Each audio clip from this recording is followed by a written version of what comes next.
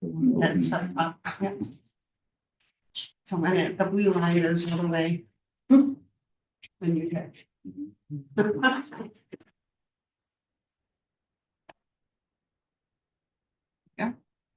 Okay, good evening.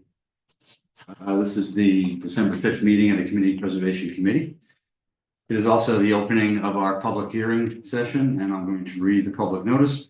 The Northborough Community Preservation Committee will hold a public hearing on December 5, 2024 at 6 p.m. in Conference Room B, Northborough Town Hall, 63 Main Street, for the purpose of reviewing proposals for FY 2026 Community Preservation Act funds. This meeting will be also conducted via Zoom. To participate in the public comment portion of this meeting from your device, please go to the town website where you can click on boards and committees, go to Community Preservation Committee, and look for the link for the agenda, and that will allow you to log in. You can also view this on YouTube by going to Northborough remote meetings and clicking on the community preservation one. So we've got that out of the way. I want to welcome all visitors. Surprising, thank you all for coming. And just for the purpose of anybody that's watching that doesn't know our committee, I'm John Campbell. And I'd like all the committee members who are present to speak and acknowledge your presence. I'm Andy Bizarre. Peter Martin. Todd Helwig. Leslie Harrison. Millie Milton. Andy Dowd. Thank you. We have a total of 7, so we have a quorum. We are able to proceed. And I'd like to also once again acknowledge that this is the 20th anniversary of the town adopting the CPA. Thank everyone for supporting the CPA's initiative each year and for all the great things we've accomplished. So congratulations to us all. To begin this meeting, we're going to, first order of business is to considerations of our minutes from our last meeting, November 7th. Members, you've all studied them. Does anyone have any comments or edits? Hearing none, is there a motion to approve? So moved. Second. Peter? Second. And all in favor of approval? We are unanimous, thank you.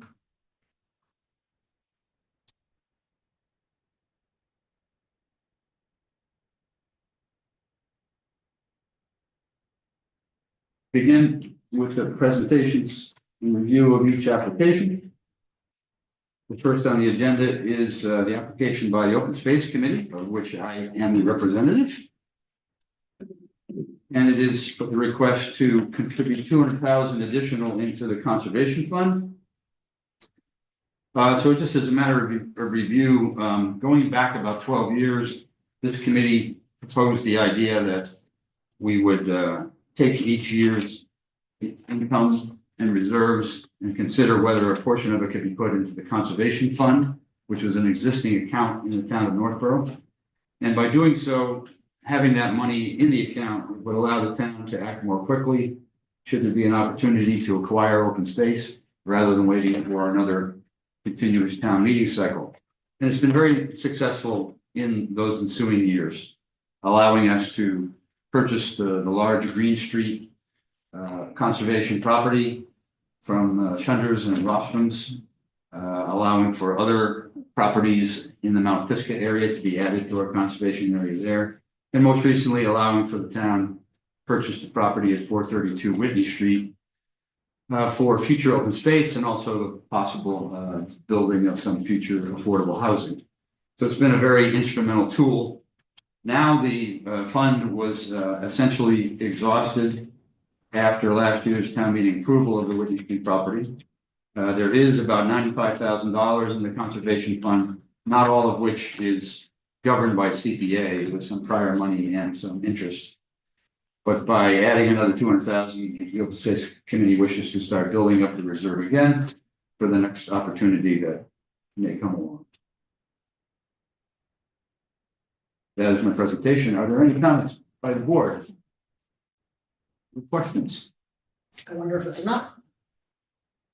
It's a good point. We do have fewer applications this year than that things have been withdrawn, so I'd consider whether we. And given how it has been depleted, then maybe we should consider increasing it. Thank you for considering. When you look at the applications we have and the available new revenue and reserves, if we were to cover those, then we should consider, well, what do we have left in the unreserved fund? That might be a discussion, is it appropriate to leave it in the unreserved fund to pour more into conservation? Now, I should mention, and we're gonna talk about this later in the agenda, I hope, as part of the purchase of 432 Whitney, we were committed a contribution from the State Department of Conservation and Recreation in the amount of 200,000, and when that comes in, that would go back to the conservation fund. So adding that to this request would get us to 400 volts. And that's guaranteed at this point, we're confident that will happen. Never guaranteed. We've been going through the due diligence process with them for a number of months now. The last correspondence that I had with my contact with DCR was she wanted to know when the debris was going to be removed from the site, so there was a couple of mattresses, there's some wood, the railroad ties, of course, we have, there's railroad easement through there, so we can't do anything about the railroad ties or any debris associated with the railroad. So I did receive an email from Scott Charpentier agreeing to remove the smaller items. So that would be the DPW agreeing to do that. I did ask him for a timeline. So hopefully he'll get back to me tomorrow about that. And then they also asked me for a professional survey, which surprised me because I was under the impression that we could go through this process on the basis of a sketch showing the affordable parcel, like we wouldn't actually have to create the lot. But that last email a couple of weeks ago told me that now they want a professional land survey. And there's a sizable cost associated with that. So I explained that, yeah, I didn't have that money in my budget. I'd have to see if that's something that I could obtain funding for. And she had mentioned that DCR may be willing to pay for that expense. So in other words, the process is taking longer than I anticipated, but we're still hopeful that we will get reimbursement for that 200,000.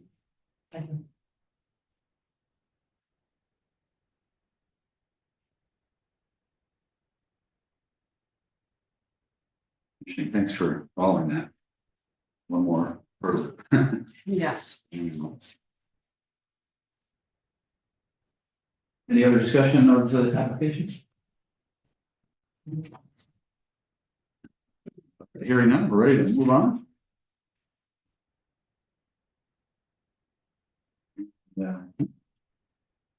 Next up, we'd like to hear from the Housing Authority regarding the application for the creation of more affordable housing.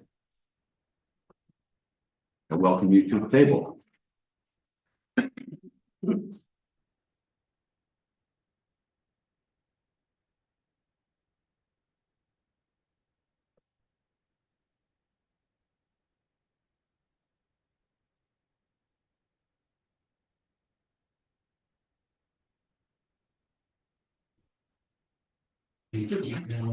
I think most of you have this, it's Richard's application in the back, there's a couple of photos from us that.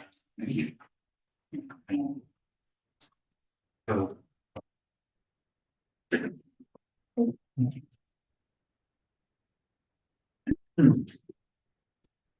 Okay, thank you for having us in here to present tonight.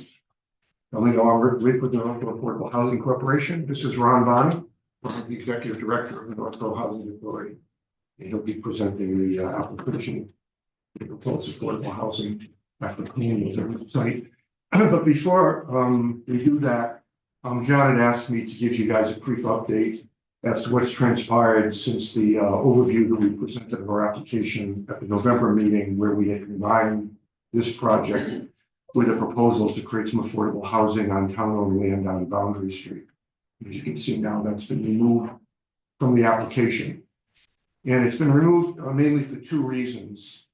We went before the select board on the 4th of November to present the Boundary Street proposal. And after that presentation, there was community feedback about the fact that the Burrows Loop Trail runs through the center of that property.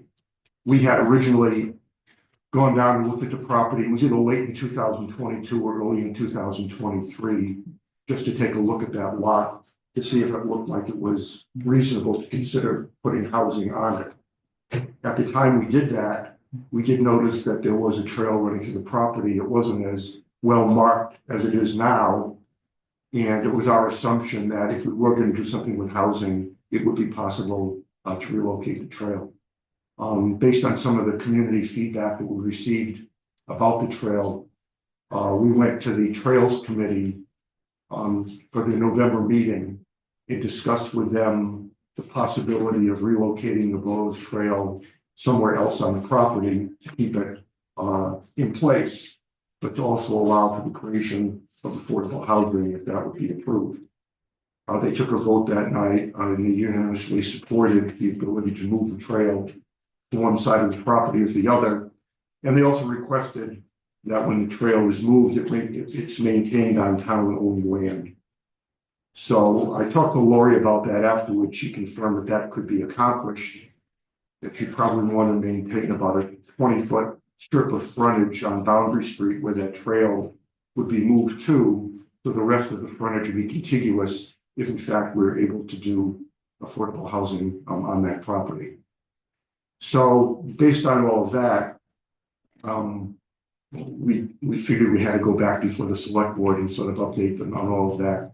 The other thing that we found out that we weren't aware of was we thought that if in fact this property is going to be donated, that the town could choose a party to donate it to.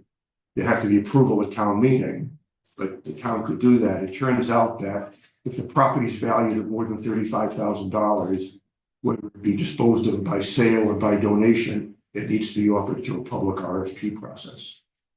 So we learned a little bit more about that.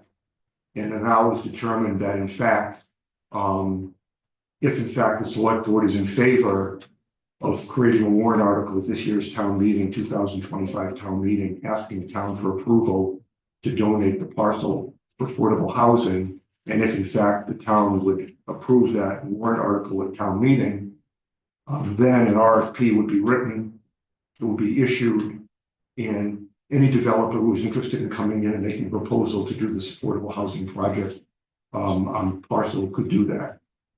So that meant that at this point, Habitat for Humanity has backed away at this point, although they've indicated that they would submit a response to the RFP if it were issued, but we may receive other responses. And depending on which response we receive, there'll be criteria in the RFP to determine what the most favorable response is, and that could have some determination on what the project looks like, how much it's going to cost, if CPA funding would even be required or not, and if it was, for what amount. So to a certain extent, we kind of got out ahead of ourselves a little bit on this because we're anxious to move forward on the project. But the fact of the matter is that that we need to sort of settle the Burrows relocation, get a warrant article on the warrant, get approval for that, issue the RFP, look at the responses and finally decide who the developer might be. And then once we know that, if it's appropriate to consider community preservation funds, we would submit a new application to this committee. And if this committee was favorable, then as we've done in the past, he would send a letter of recommendation to the select board and he would go before them and ask for their approval. As you're aware, we have about $500,000 in reserve right now from affordable housing money that was approved at prior town meetings to be saved for future affordable housing. that could be disposed of, or could be dispersed through approval of the CPC and select board. So that $500,000 amount which currently exists would be available if in fact, after the RFP was completed and we selected a developer, we could come back and spend money out of that $500,000 in reserve. So that's kind of the status of Boundary Street. There's a number of steps we have to go through and the reason why it's no longer before you tonight. Having said that, the project on Village Drive is still very much something that we at NHC support. And I'll turn it over to Ron now to sort of explain what's going on and then you get your question. Before you leave the subject, the reason we talked about separating the two subjects, which you've done eloquently, is that for the Boundary Street project, you're not really asking for a new source of funding. You're asking for reapproval of those funds already held in reserve, correct? For this phase, Yes, for what you call phase one. phase one. If in fact there is a phase one, once again now everything is dependent on the responses we get from developers if we issue the RFP. So this may become a two-phase project, or it may not be a two-phase project. We're even asking about the year. I understand. So you may need to step back from your planning phases, or who knows, it might end up turning out that way. You just don't know. Right. But do we need to consider reauthorization of funds at this point in 2024? Yeah, we should, because those funds are scheduled to expire on June 30th of 2024. So to keep that $500,000, 525, so to keep that $500,000 active for future affordable housing. The deal was each time those warrant articles were approved, they were approved for a 2-year span with the understanding that the CPC had the ability to extend them beyond 2 years. I think, as a matter of fact, there's $126,000 that was approved at town meeting last year, which really goes until June 30th of 2026. So to be mathematically accurate, it's the 500,000 minus what was approved at last year's town meeting. But for clarity's sake, if you wanted to just extend the entire 500,000, I think you could do that. When is it appropriate that we vote on those approvals and or do we have the numbers correct before us in your application, the first one or the second one? Yeah, both applications review the money held in reserve. So if you look at the application before you for Village Drive, We discussed it in the beginning of your summary. yeah, so the $126,856 that was approved at town meeting in 2024, effective for 2 years, will expire on June 30th, 2026.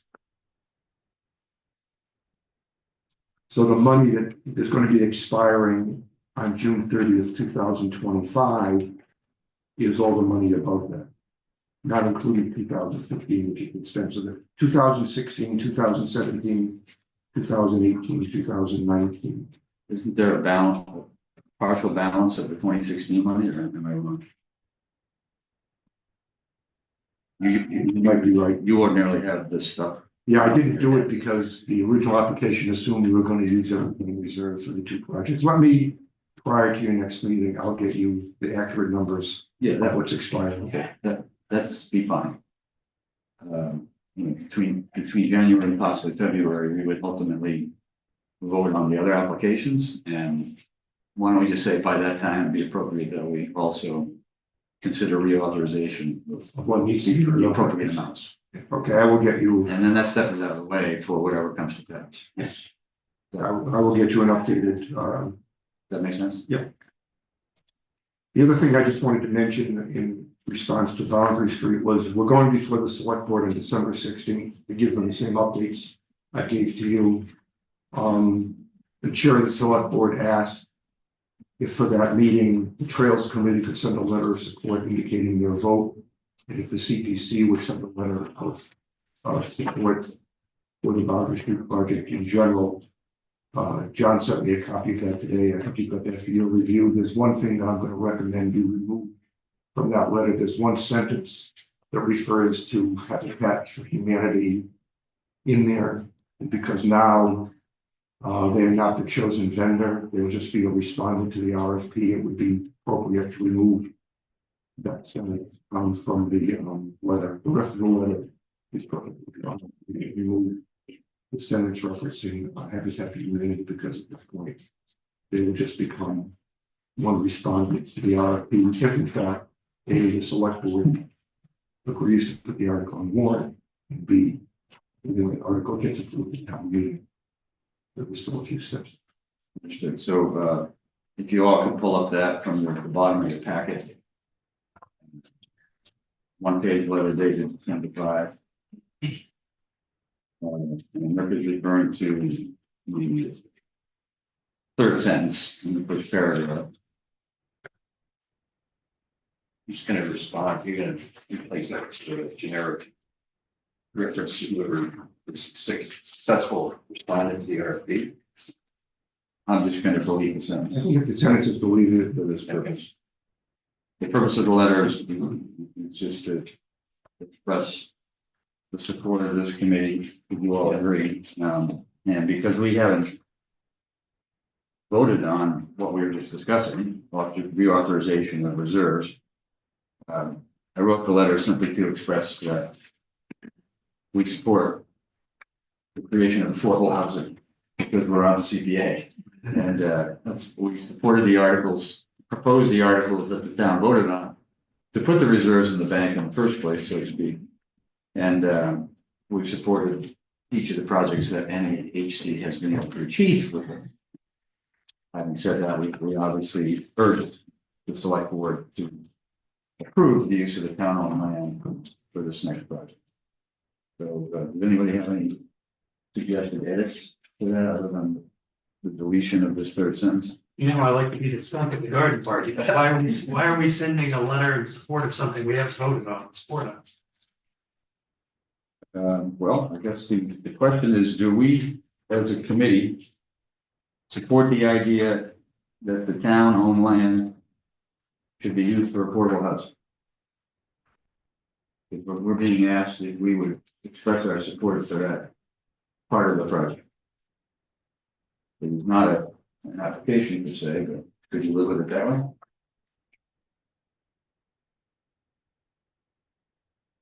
Probably, just it's odd, but I guess the point is, they want a letter that says we're okay with them submitting an RFP for use of the land for affordable housing. You're okay with We're them okay. putting an article on the warrant, asking the town to consider donating land for the creation of affordable housing? We're okay with funding it. No. No. We'll come back to you for that. All you're saying is you're okay that the select board put an article on the warrant that would ask the town to approve the donation of that land for affordable housing. Yeah, and reading it in part, while the CPC has yet to vote on approving the release of the reserve funds to the NHC for the project, our committee brought forth the articles to town meeting, blah, blah, blah. Just expressing that we've supported the previous initiative. So the end of the letter is we urge the select board to support the proposal to utilize the town-owned land on Boundary Street for this project. It's not speaking to anything about the RFP process or who would get the award. Only that NHC is sponsoring it when they have a track record of success. Was my purpose in writing it as such. So basically, everything after Boundary Street, or the town of land at 150 Boundary Street, to the part where we say, we have historically supported all previous CPC projects with any sort of success. So everything else in the inside of that space would be removed, so it's not pertinent anymore.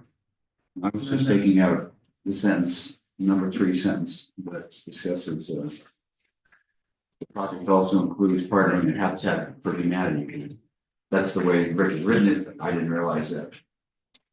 But we're not saying that, It's not the good. second sentence has got the CPC funding sentence. The third sentence has the Habitat for Humanity sentence. Well, it's still, the second sentence is still true. We don't know that, that's what Rick is saying, we don't know that Rick can utilize CPC affordable housing funds.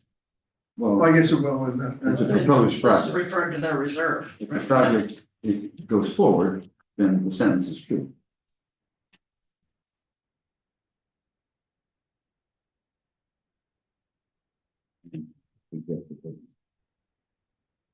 I would make a motion. I move that we, in this letter with that one, Habitat for Humanity sentence removed. Second. Now, you see that Jeff is here? Hello, Jeff. Welcome. You look good.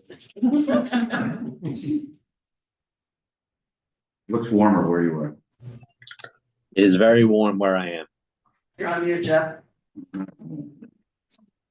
Possible the whole thing. So that could be. We'll just wait here. Can you hear me now? Oh,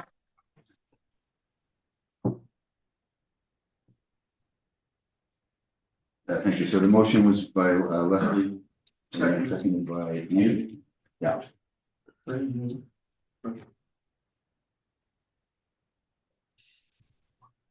Any further discussion on the motion? Hearing none, all in favor of the motion? All right. I One opposed. 6-1. Very well. Thank you very much, we appreciate it. Okay, so having said Now you can go that, to part two. okay, I'll turn over to Ron. We'll talk about, proposed affordable housing at Colonial Village. Yes. Good evening, everyone. Nice to appear before you. Thank you for your time. I know what it's like to serve on a municipal board. It can be fun and exciting and challenging. So I appreciate your time. Spent 25 years on housing authority in my community, so I get it. So the housing authority, I guess, once before, it proposed building an 8-unit building on our campus. And this is similar to that project with 2 major changes. One being that the building would be dedicated to veterans. And the other being that the project would go modular, which reduces the cost greatly and puts it in a lot more, gives it a lot more protection from a lot of different variables that may be coming as far as tariffs and things like that, as far as construction materials and things like that. It also kind of prevents the fluctuation of prevailing wage on major construction and things, because it's kind of built off-site and then assembled on-site. So that reduces a lot of the variables that typically come in a construction project. Secretary Augustus actually came to the Housing Authority a couple of weeks ago, talked to us. He knows me from Somerville, where we've done 3 major modular projects, all with great success, 2 100-unit buildings, and the current project that's going on is 550 units. So, modular is very successful. I know I've talked to Lori about it. She's seen it done. The factory for this is actually in Worcester, so that actually reduces a lot of our transportation costs, as right now the project in Somerville is being done on the New Hampshire line. So in order to move the modular projects, you have to shut down the highway and everything. This year, they would bring it in at like 5 a.m. to reduce that. So that saves us a lot of money actually also.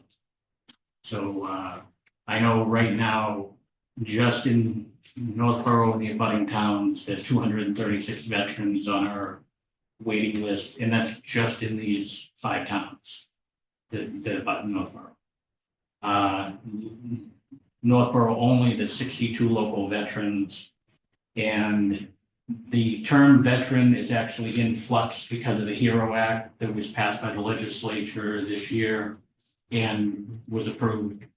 So that is changing some of the folks that are eligible for being considered a veteran as far as prior to the HERO Act, people that had served only in the Reserve or the National Guard, if they haven't done 180 days of continuous active duty service, they weren't classified as veterans. If, so someone like Tim Walsh, who was just on the ballot as vice president, 24 years of service in Massachusetts prior to that, he would not have been considered a veteran because he had to spend 180 days on active duty that was not for non-training. All of his time on active duty was for training. So in Massachusetts, he wouldn't have been classified as a veteran, even though 24 years of service. So the HERO Act now in Massachusetts, in effect, he would be. So we have to reclassify a lot of people on our waiting list. If they were in the Reserve or the Guard, they now get veteran status. So these numbers don't include those changes. So those numbers are all going to go up. So there's a lot of veterans. There's one actually living in the Walmart parking lot that we're trying to get housed. And, he moves around so that he doesn't get hassled, but, there are some homeless veterans even in the town of Norfolk.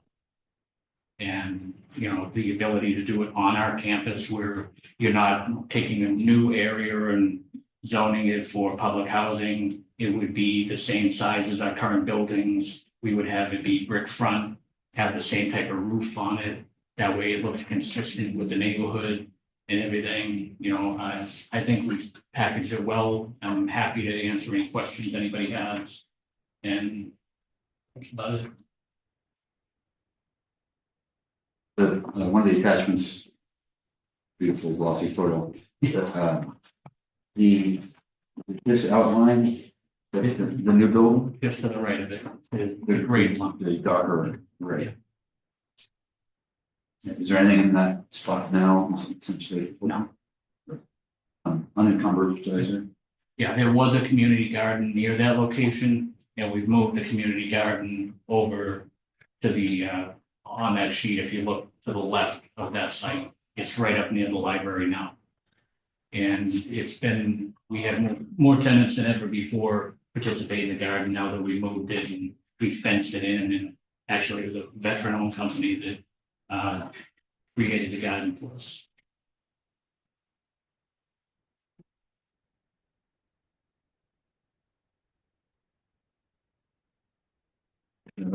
Committee? Questions for Ron? Is this each for veterans and their families, or is it just?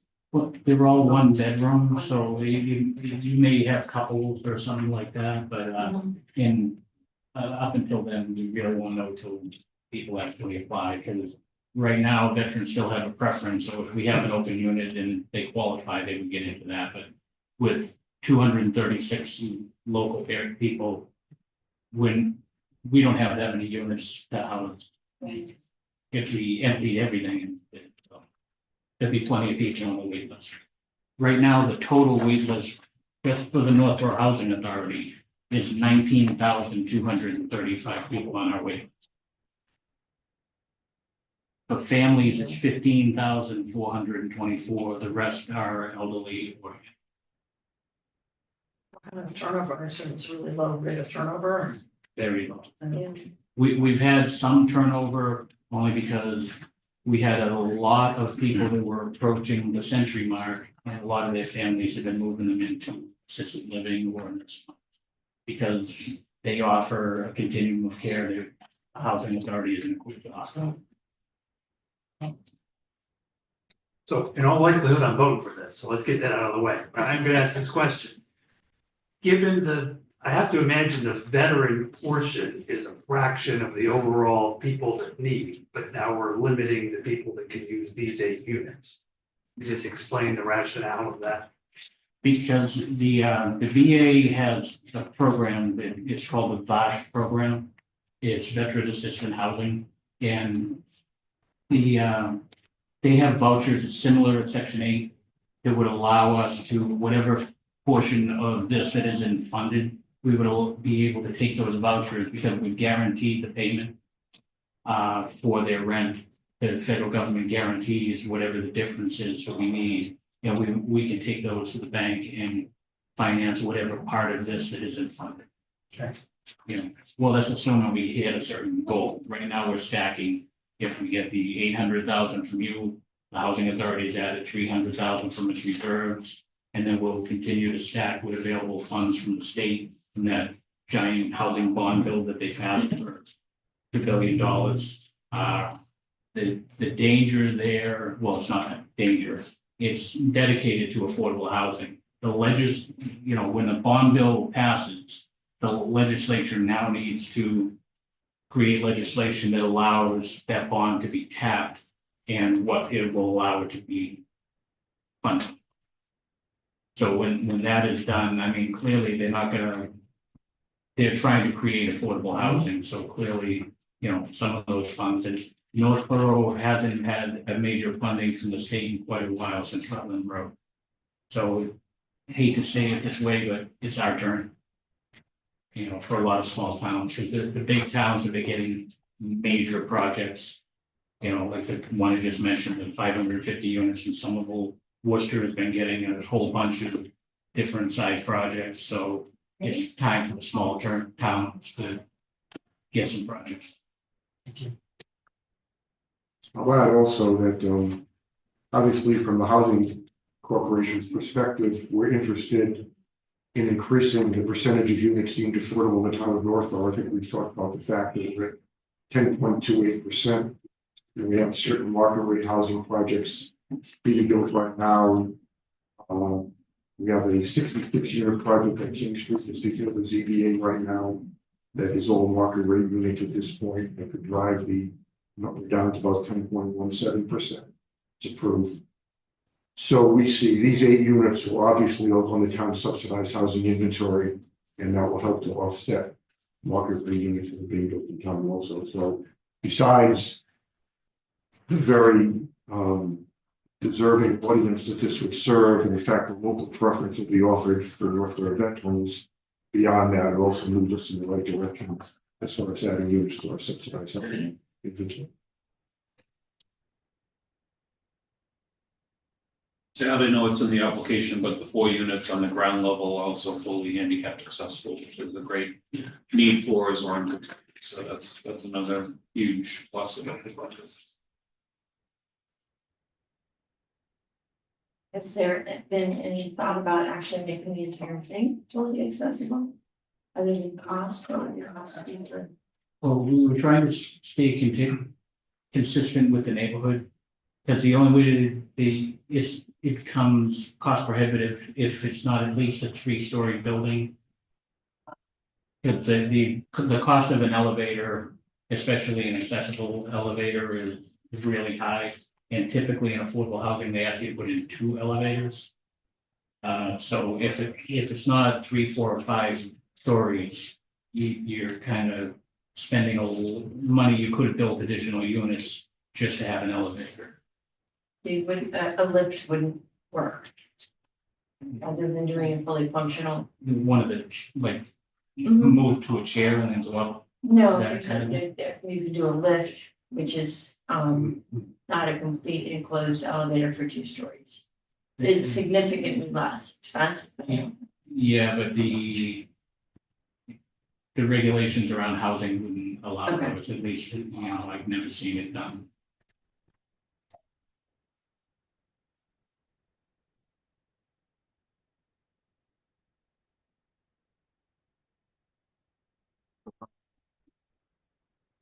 The initiative, the project that was proposed 2 years back or 3. And in the end, just I guess paraphrasing, it was killed by the state because they felt it was inadequately funded when it had been. We'd been given the impression, or Housing Authority had been given the impression that the budget was good.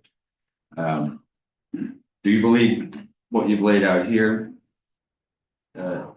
is not going to see the same resistance? So, you know, are you confident there won't be some other obstacle that comes up unexpectedly? Well, I'm gonna steal Lori's term when she was talking about the other project, you know, nothing is guaranteed. But, you know, this year by going modular, we reduced the cost of the old project by $1 million, and when you consider that it's 3 years later and we reduce the cost, usually over 3 years, the cost would have escalated probably around 30%. We've actually reduced the cost of a modular. And the fact that the $2 billion bond bill just passed, and the fact that it's housing a very specific audience, as well as the fact that with the Bosch vouchers behind it, if the state doesn't kick in enough, we have the ability to go and have it financed. You know, so I've kind of layered it or stacked it so that we can go multiple different options. I have several applications in that they've done postings for available funding opportunities for housing. I've applied for all 3 that are on the street right now. So any one of those could kick in, and if not, we have the regular formula funding that we have the ability to tap. So we're approaching this from multiple different ways, as well as having the backup of being able to go to the bank and fund this.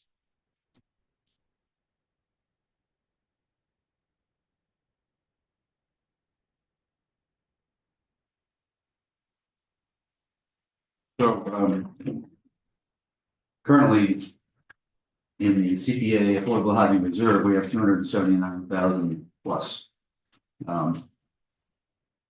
Can we assume as a committee that those reserves are available for this?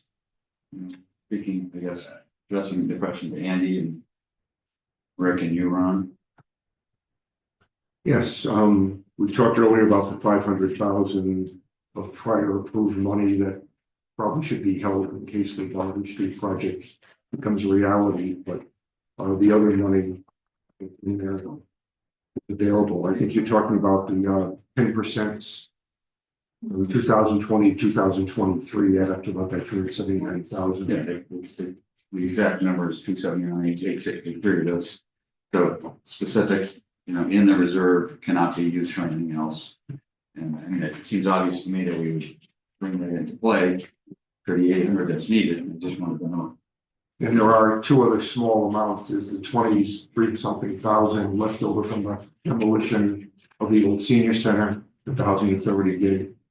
That could be used for that. It need to be reauthorized just like the 10%. And there's $500-something left over from the Center Drive senior apartment to the housing corporation built. So there's a little more money beyond 279 that wouldn't get into 500,000. It just seems to me that for the purpose of this application, that we would consider new revenue, unreserved account, or obviously the affordable housing. The other small amounts that you continue to bring to bear, it might make sense to get with the finance director and figure out how to, you know, get that all into a place where it can be reauthorized and, you know, just it doesn't bother me that it's all these different numbers. But, I think you and Jason have it straight. Yeah. But I would not bring that into, it's just too confusing to, you know, we have a reserve and we have sufficient new revenue to consider this project. I just want to be sure you had, you know, different discussions about using the reserve for something. You know, the only thing I think we should save is that 500,000 from prior town meeting approvals for the possibility of. Understood. Any other questions for these guys? Thanks Just for coming. to clarify, Sure. because the original application with the 2 phases was a $1.2 million request, right? We're not doing it on an.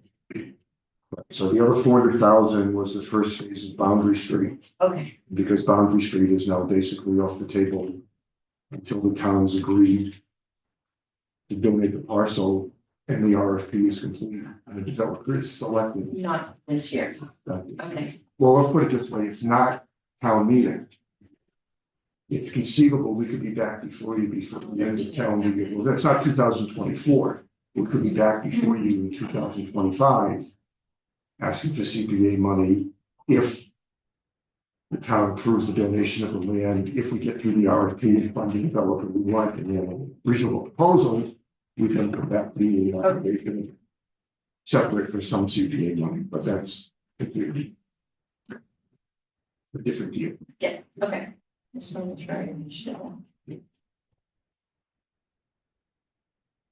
Very well, thanks for presentation. Looks like you've done a great job on it. Thank you. Thank you very much.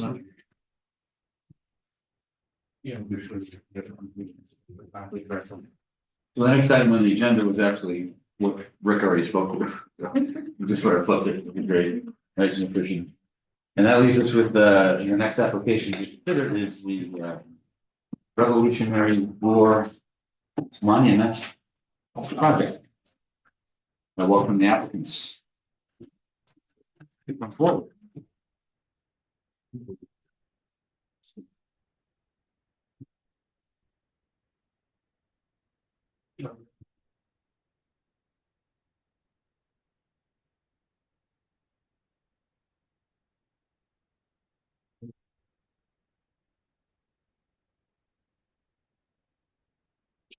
Hey, thank you. Thank you, Mr. Chairman. My name is Bob White. I'm the chair of the Northborough Historic District Commission. But I also serve as the secretary of the Northborough Revolution 250 Committee, which was formed from volunteers of town commissions as well as nonprofits. Who's this guy that you brought with you? The guy here is I'm Norm Corbin, I'm the vice chair of the Northborough 250th Revolution Committee.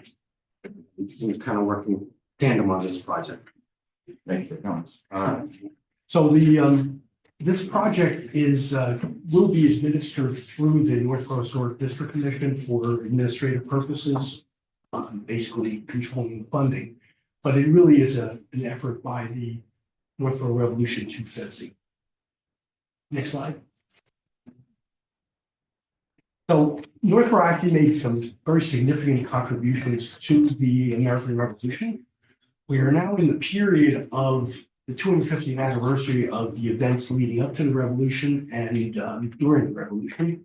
And for Massachusetts towns, most of that activity occurred between roughly 1773 and 1776. So we're now in the period of the 250th anniversary. Just some highlights. Northborough actually had their own Tea Party about 2 months after the Boston Tea Party, and that actually took place this year in February of 1774. So this would have been the 250th anniversary. But the big event really was the town of Northborough voted to fund and arm the 50 Minutemen about a month before Lexington and Concord. And then upon hearing about the skirmish at Lexington and Concord, they marched to Concord and then on to Cambridge. And the Northborough soldiers then helped in the siege of Boston, and they fought at Bunker Hill. So that was a significant event, and we were planning some significant activities this spring, which would be the 250th anniversary of Lexington and Concord. So, and there are several other events, and in my application, I listed a whole series of events. So Northborough can be proud of its contribution to the Revolution. And maybe a lot of citizens don't really know all the details of history. And the objective of the committee is to educate the citizens for basically civic pride in what we've done. So in all, there was 124 men of Northborough, including 50 men that fought in the Revolution, and they were supported by the townspeople. The townspeople supplied food, resources, funding for these men. Next slide. So the project goals, the overall goals of the committee is to, the committee was formed at the end of 2023, so we're roughly a year old. And we started some significant activities where the objective is to commemorate the anniversary of the various significant events. But the main objective is for historic education of the town and to promote some. The committee has already begun producing educational videos. We have a photo display that will be coming up soon for a display within the town of the 27 witness houses. These are houses that are in Northborough right now that existed at the time of the revolution. So we have a photo display of that coming up.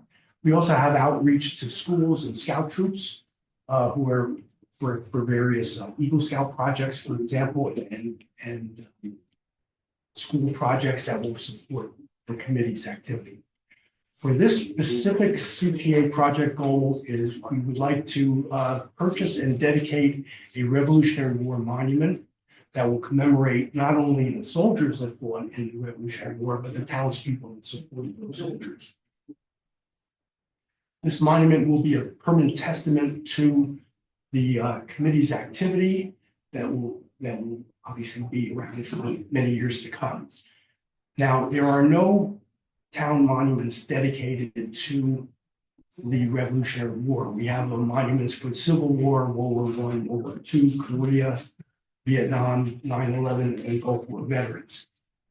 There is a Minuteman statue in front of this building, and that was the one that was actually dedicated to by the Manny family, Church Street. And on it, the caption says, "The Minutemen, in honor of the men and women of Northborough who served our nation in war and peace," dedicated in 2005. But beyond that, there is really no similar monument for Revolutionary War soldiers. Next slide, please. So in terms of community support, I mentioned the Revolution 250 committee. Now, this is made up of volunteers from the various town commissions. It includes the Historic District Commission. We have 2 members serving, the Cultural Council, Community Affairs, and CATV. And I failed to mention that chair of the committee is Terry Underwood, who's also on the Cultural Council. Nonprofits include the Northborough Historical Society, the Vincent Picard American Legion Post, and even the Garden Club. We've received letters of support from the DPW and the Recreation Department, as well as the Northborough Historical Society, and then just recently from the Cultural Council and Community Affairs. From a community support, Northborough has a rich history, and the residents of Northborough have routinely funded types of projects like this. And it does support civic growth. Next slide. It's a simple monument, very similar to the, this is our planned design. Very similar to the Veterans Memorial at the Howard Street Cemetery. And it will be roughly 3 foot by 5 feet by 1 foot thick. The proposed location is the town common. Now, there are other alternate sites that could be considered, and we realize that this would have to depend upon approval by the appropriate committees and departments. But it would seem our preference would be at the town common.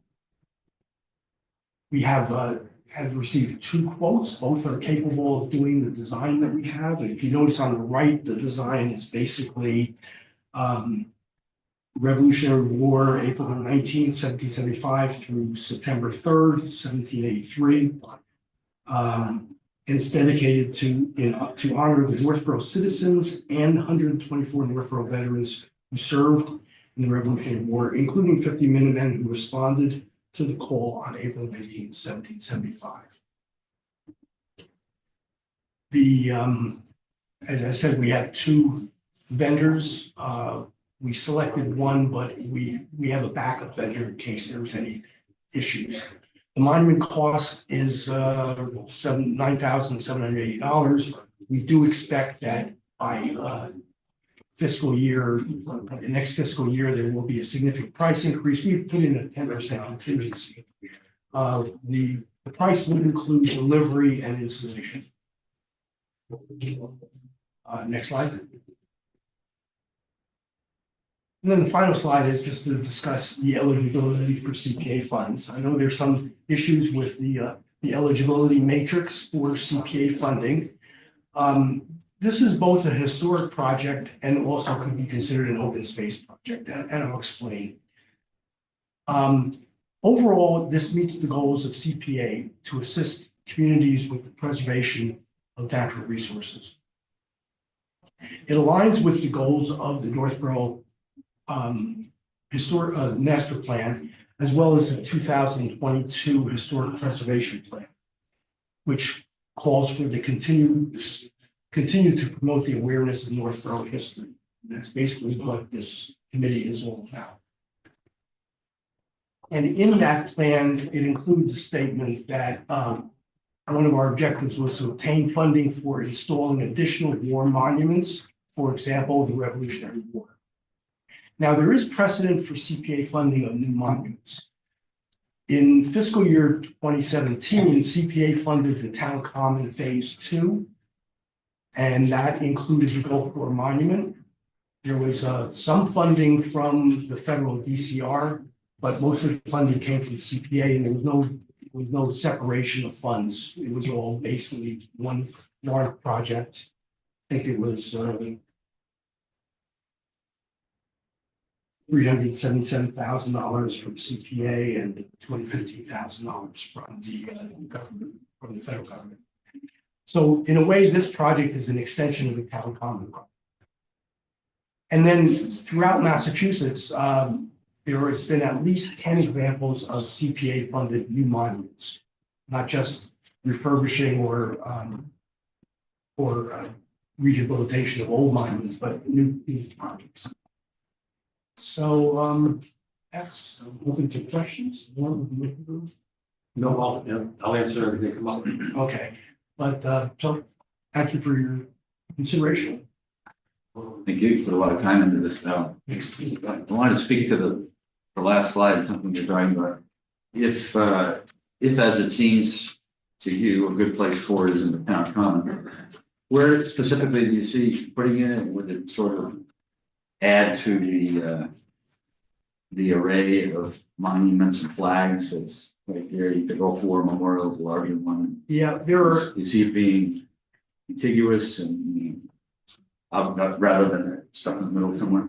I think the design that we had probably doesn't fit with the existing monuments that are there, so I'm thinking it would be off to the side. I think if you look at the common site, you got this, you have the Revolutionary War Memorial. And the land around it before the common was actually built, land around it. I think that'd be a good location. Statue. Yeah, the Civil War Memorial Hall statue. But I think that piece of land would be appropriate for this memorial. And it also fits in with what they do on Memorial Day, where that's where they've been starting right at those sites. It certainly is in that section. Yeah. Memorials, if you will. Personally, I don't see it going on to the real common area. Yeah, but I wouldn't either. It's kind of like. Yeah. And actually, the Garden Club is interested in creating a revolutionary garden, which is basically plants and gardens that were around during the Revolution. I'm not a gardener, so I don't know exactly what that would entail. But one of the options could be maybe putting a garden around the monument. If there is some space, that's under consideration, but if there are other locations for it.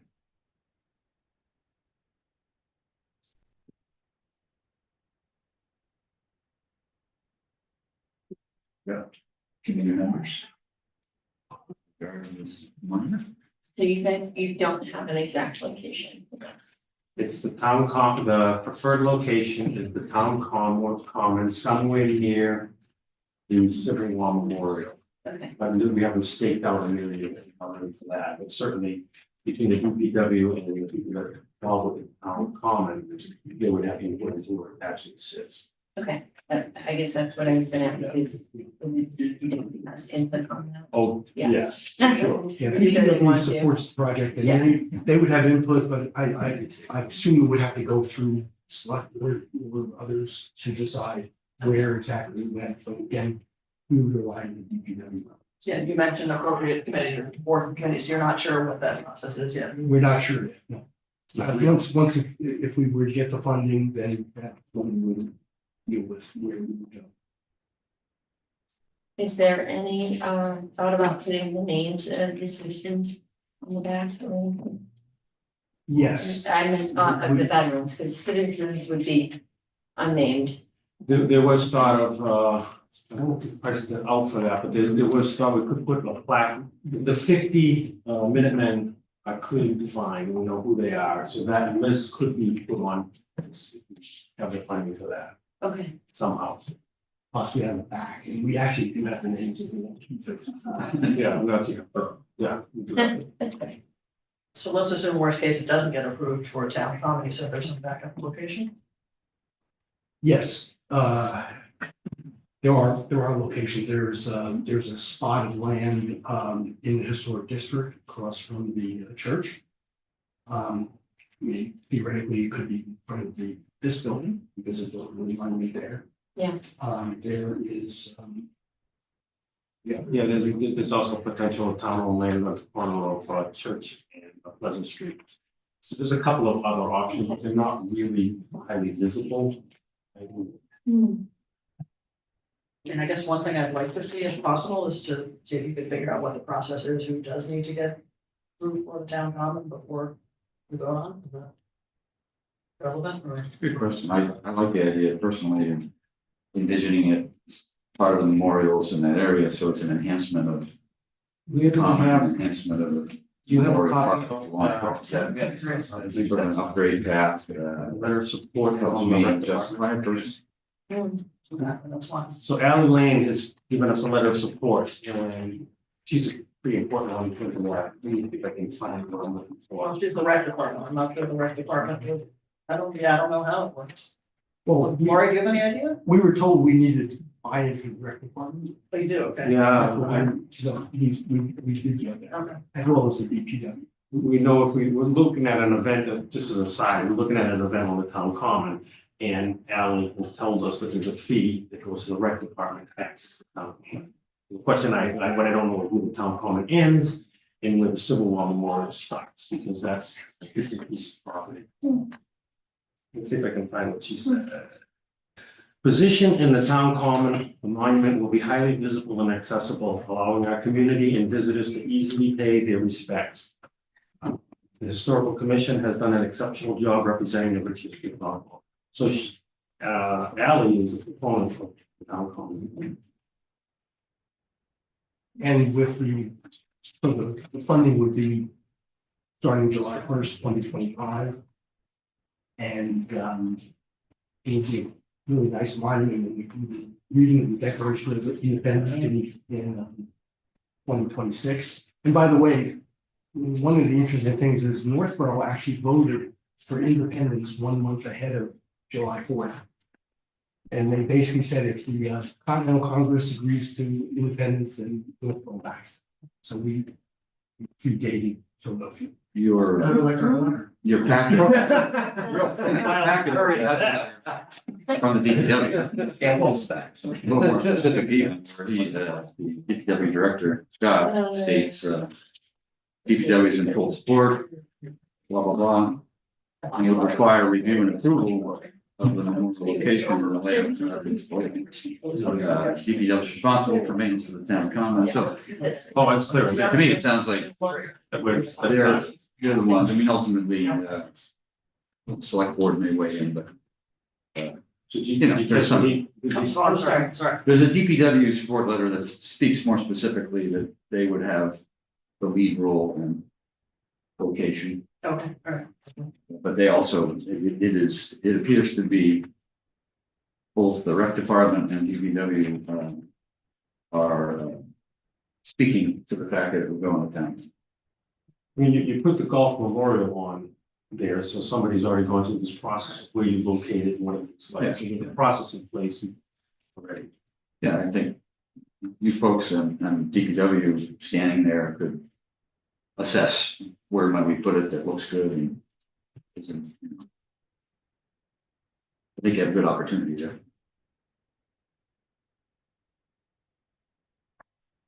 Yeah, questions on the project? Hearing none, thank you for coming. Thank you. Excellent presentation. Yeah. Have your flash, like one time.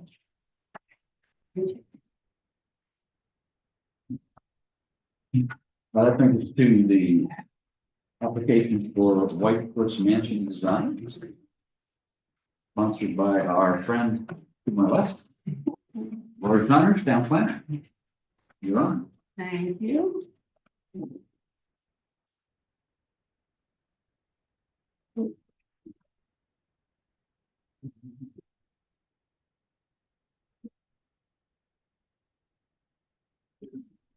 Alright.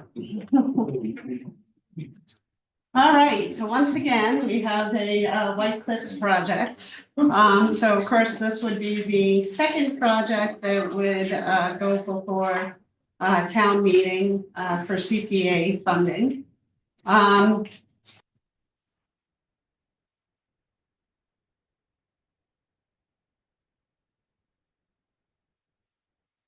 It's not allowing me to advance. Oh, here we go. So I figured you folks certainly are very familiar with the history of White Cliffs. But I thought I would highlight a few major milestones relative to this property.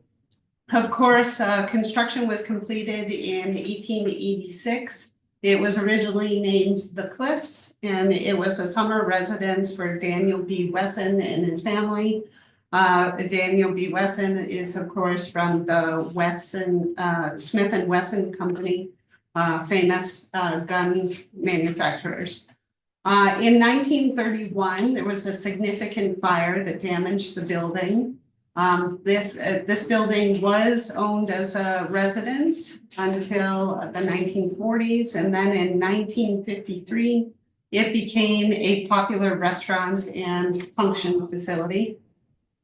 That use continued until 2014, so approximately 60 years. In 1961, the first kitchen addition was added. In 1969, there was a much larger kitchen added, as well as a 5,000 square foot ballroom. 1975, there were miscellaneous renovations and repairs, and that was really the last major renovation that occurred at this building. So, of course, that's 50 years ago now. So that's a long period of time where no major work was done. So in 2014, the property was listed for sale and a demolition delay process was enacted. That, of course, was very scary to the town. And so in order to protect the building from the wrecking ball, in 2017, the town finally purchased it using CPA funds, $1.7 million in CPA funds to acquire the property. So in 2018, the White Cliffs Reuse Committee was established by the Select Board. And shortly thereafter, they hired a consultant team that was led by DBVW architects to provide a comprehensive assessment of the property, as well as do a market analysis to try and determine an appropriate reuse of the property. So that report had a lot of fabulous information that has directed the town in a variety of actions since its completion in 2020. The good news is that they found that the building was generally in sound condition, with a couple of exceptions. The main sloped roof was in fair to poor condition. The flat roofs were in very poor condition and contained hazardous materials. And there were certain areas that really required immediate attention. So I break that down into those things that were actually completed and those that are still outstanding. So in 2020, the town ended up hiring contractors to replace the flashing and the cricket at the chimneys, repairing the skylight, restoring the dormer, repairing the fire damaged framing for the roof and the sheathing. They replaced the slope roof and the flat roofs at the turrets only. So that is on the historic portion of the mansion. They secured the building from vandalism by doing a variety of tasks. And they patched active leaks that were occurring within the flat roofed additions. So those are temporary measures, and they've had to redo it 3 times already since 2020. So that's clear that that isn't a long-term solution. Also, because the tremendous amount of moisture in the additions was causing a significant mold and mildew problem in the historic portion of the mansion. So they ended up installing heavy plastic sheeting to protect the historic mansion. But really, it's just a temporary measure to slow the amount of mold that's infiltrating the mansion. So there still is mold that's getting through this plastic sheeting and negatively impacting the woodwork and some of the decorative features that are within the historic mansion. So, and another thing that they ended up doing is they put in a temporary electrical panel. The electricity is the only utility that currently works in the mansion. So they were concerned about the capacity of the electrical system to handle a series of dehumidifiers that were placed around the historic mansion, again, to slow the growth of mold and mildew within the mansion. So items that were priority items that have not been completed to date are the restoration of the south chimney. Some of you may remember that it actually collapsed a couple of years ago. So they hired a contractor to bring the chimney down to the roof line. The original bricks, as many as could be salvaged, were salvaged and are stored on site. They also were unable at this point to secure and remove the flat roofed additions. And as I mentioned, the historic building has not yet been permanently secured from mold intrusion. So when you're thinking about the existing conditions of the additions, I did provide in the application an excerpt from the study that really goes into the condition of the additions and what the recommendations are for the additions. But I really just wanted to bring forth, I think this quote sums it up. In terms of water infiltration, the kitchen, ballroom, and east additions provide the greatest threat to the historic fabric within White House. So this is an image. So the top picture shows what the mansion looks like today with those lovely 1960s additions on there. And then in blue down below is what it originally looked like. So should those additions be removed, then the building will look like the blue pictures down below instead of the top one.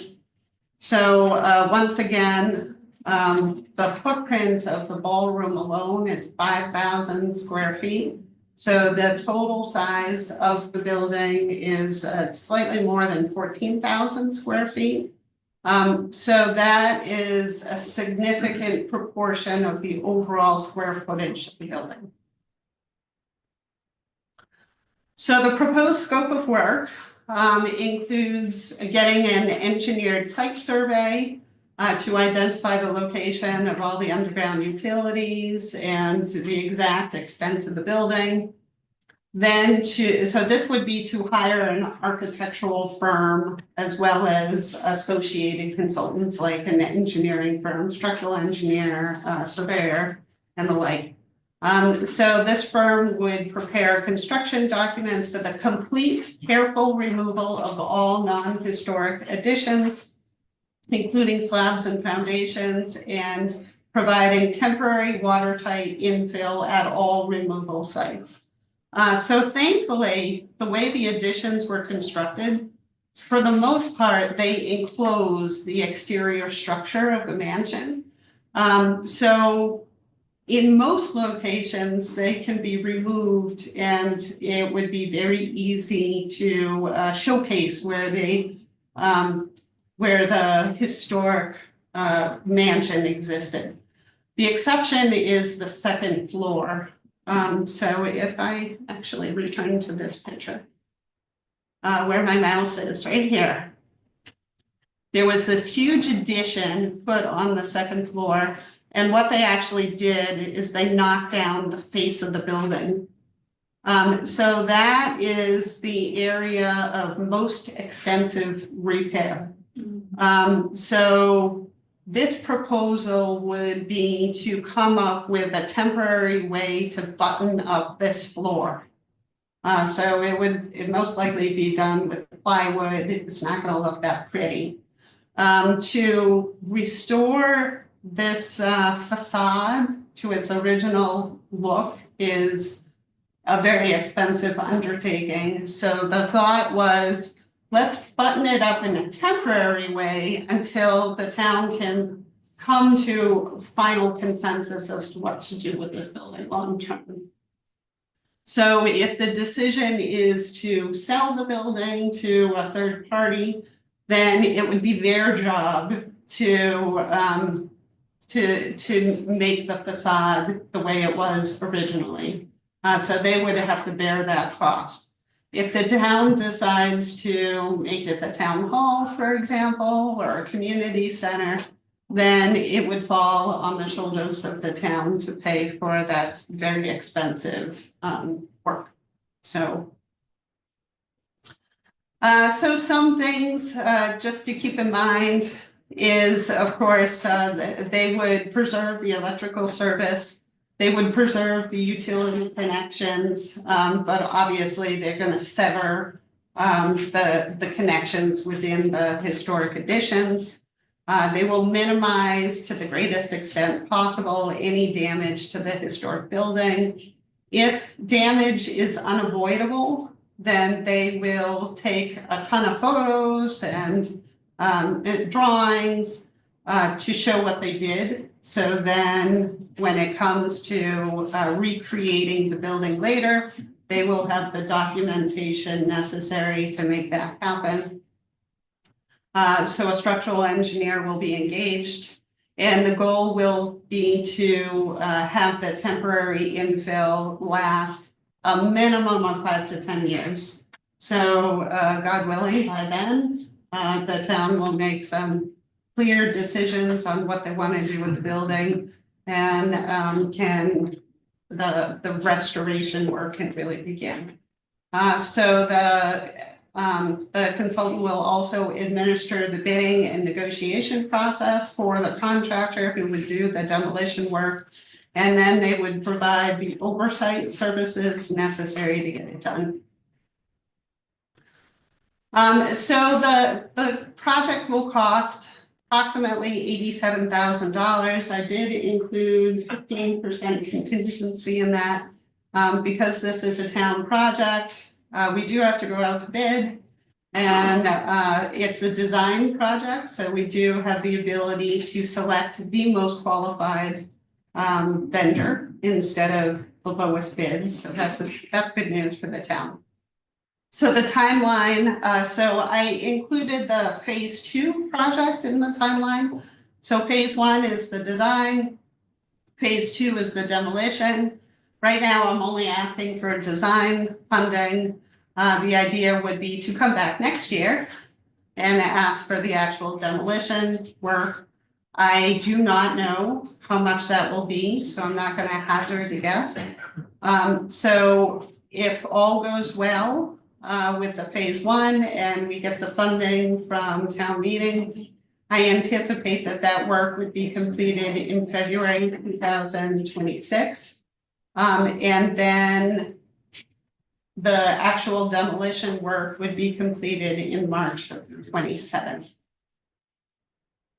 So here are the goals of the project that I think will be satisfied through this project. So of course, it sets the stage for the demolition of the additions. These additions are in deplorable shape. And as you saw from the pictures, they really add no aesthetic, architectural, or historic value to the property. I like to think of them as the pimple on this beautiful mansion.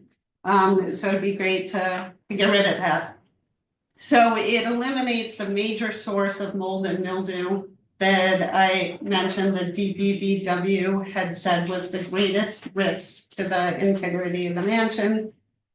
It restores the historic appearance, not totally, because of course this is temporary infill, but it brings us down the path of restoring the historic appearance.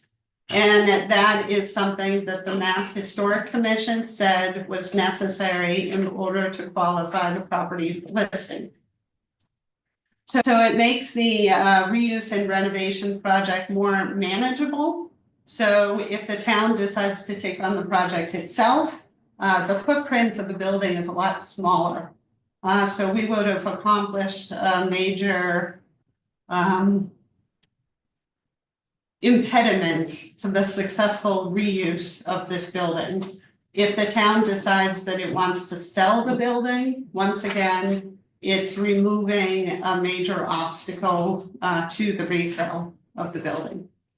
And of course, what the taxpayers, I think, would like to see at this point is some forward momentum, that the town is doing something with White Cliffs and is not just waiting for it to slowly fall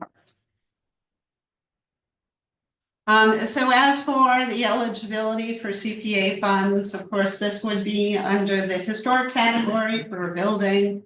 Criteria 1 is it listed on the Massachusetts State Register of Historic Places? The answer is no, because these additions are a problem to making it eligible for listing. So it'll remove the reason why we are not currently listed.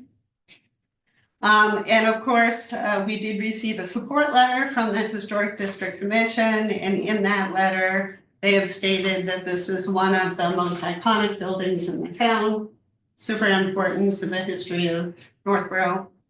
And of course, the project both preserves and restores the building. The way it preserves is by eliminating the major source of mold and mildew. And the way that it preserves or restores is that it is bringing the building back to its historic proportions as well as historic character. So of course, we received a number of letters of support. A couple of these letters were actually included within the application to the underutilized properties grant program that we submitted in May. That's a state grant program. Actually, it's from Mass Development. And unfortunately, our project was unsuccessful. I did do some conversation with the funder to find out why we didn't receive funding. And I was told that the project is not eligible for funding for 2 reasons. Number 1, they don't fund projects that are going to be used for just municipal purposes. So it would have to be converted to affordable housing to be eligible, or it would have to be rented for business purposes. So the town could own it, but it would have to be essentially leased to businesses. So essentially, their goals for the program are the creation of affordable housing and the creation of jobs. So that's pretty much it. So I'd be happy to answer any questions, and I appreciate your consideration of the project. Thank you, Lori. Very thorough. You should do all of it. Yeah.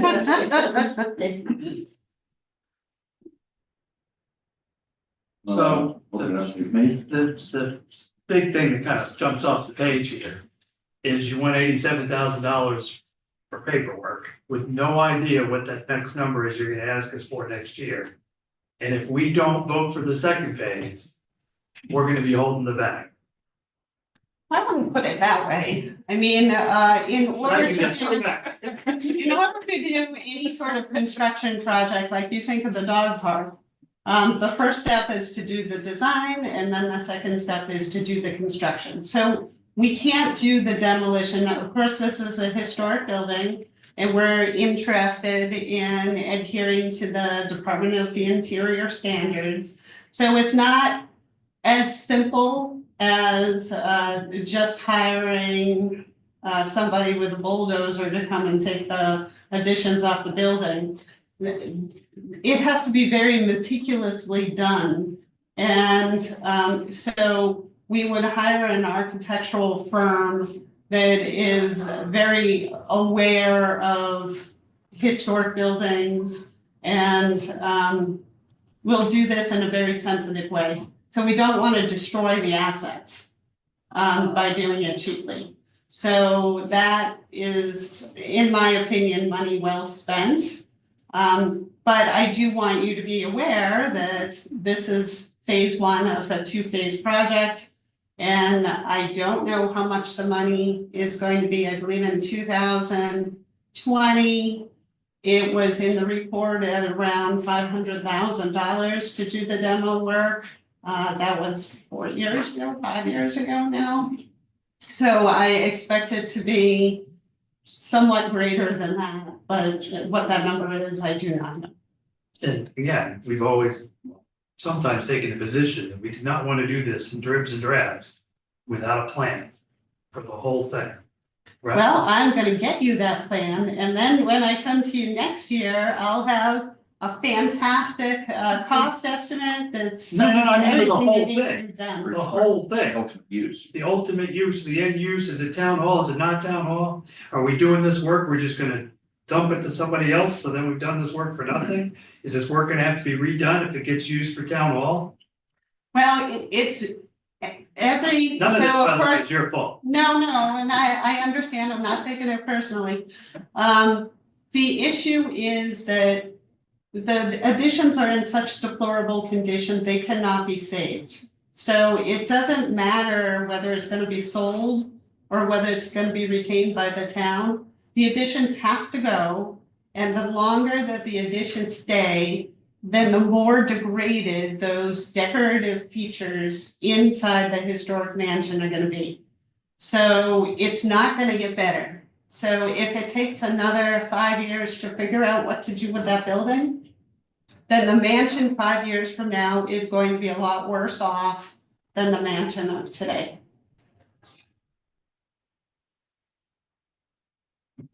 I would just like to echo not only Todd's frustration, but a lot of people on this committee and in town. If you look at the history that predated your employment here, when we appropriated money as a board in 2016, it was at the 23rd hour. They had taken stained glass windows out, it was going to be demolished.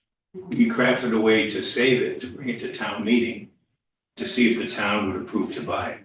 I contend that the town did, but since that time, town property, they have done nothing.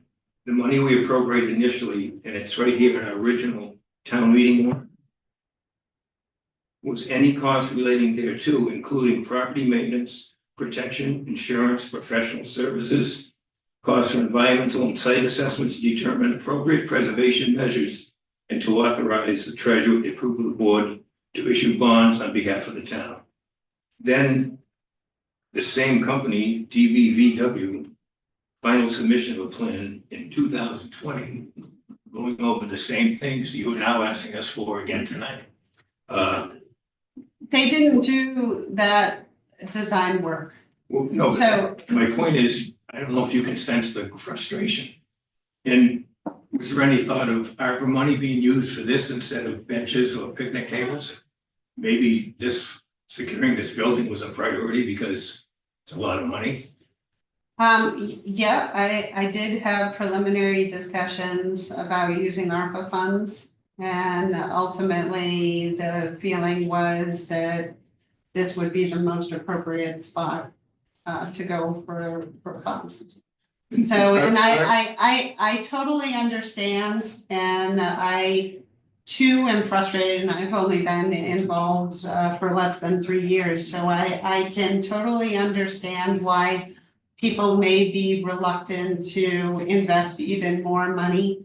But as somebody who has toured the building on a number of occasions, I can see it as the precious gem that it is, and I am a historic preservationist at heart. And something needs to be done. There needs to be some sort of forward momentum. Otherwise, it's gonna be lost. I would say every person on this board agrees with that wholeheartedly. It just seems to me the town delays, and then in the last minute, or CPC will at least bail us out of this next term, and then this next term. No, it Why doesn't wasn't, the town that owns the building now right. have a comprehensive plan? They disbanded the committee, Todd was on the committee, the reuse committee, it's just languishing. And we have really good valuable projects that come before this board, and we always have to consider the White Cliffs. So, I don't know, it's just frustrating, so. I think it's important to let people know, I'm not the only one in town that's frustrated. Mm. And I think the town voted to buy it, I'm surprised we would then think we should sell it. That wasn't the point of this board trying to save it. To fix it up to sell it, that's, Am I out of line if I speak because I'm not on the board? yeah, sure. So we For could change that. those who know, I was very involved with the White Cliffs purchase, but I can only tell you my personal opinion. The personal opinion was to buy the building for the town to purchase the building to save the building. Correct. And I'm gonna say something here that might not agree with a lot of people. I never had the intent the town to own that thing long term. I always was hopeful, and I'm still optimistic that there's an avenue for someone, some corporation to purchase it from the town and take over that full responsibility. And as you all know, we did have that opportunity, but that one didn't work. But that's just so you know, Yeah. when my driver for all of this was to buy the building, because it was, you know, it was being demolished. And I wanted it to just be town property until we find a different owner. I agree with that. Having the town continue to own that building is a challenge. Mm. I look at, you know, it's just the nature of the beast. Well, was there any indication from the select board that they have a desire which way they want to go? I think that's what Norm is getting at, where there was a proposal, a viable proposal for it, they didn't like it, they voted it down. And then voted this next study, and now. But it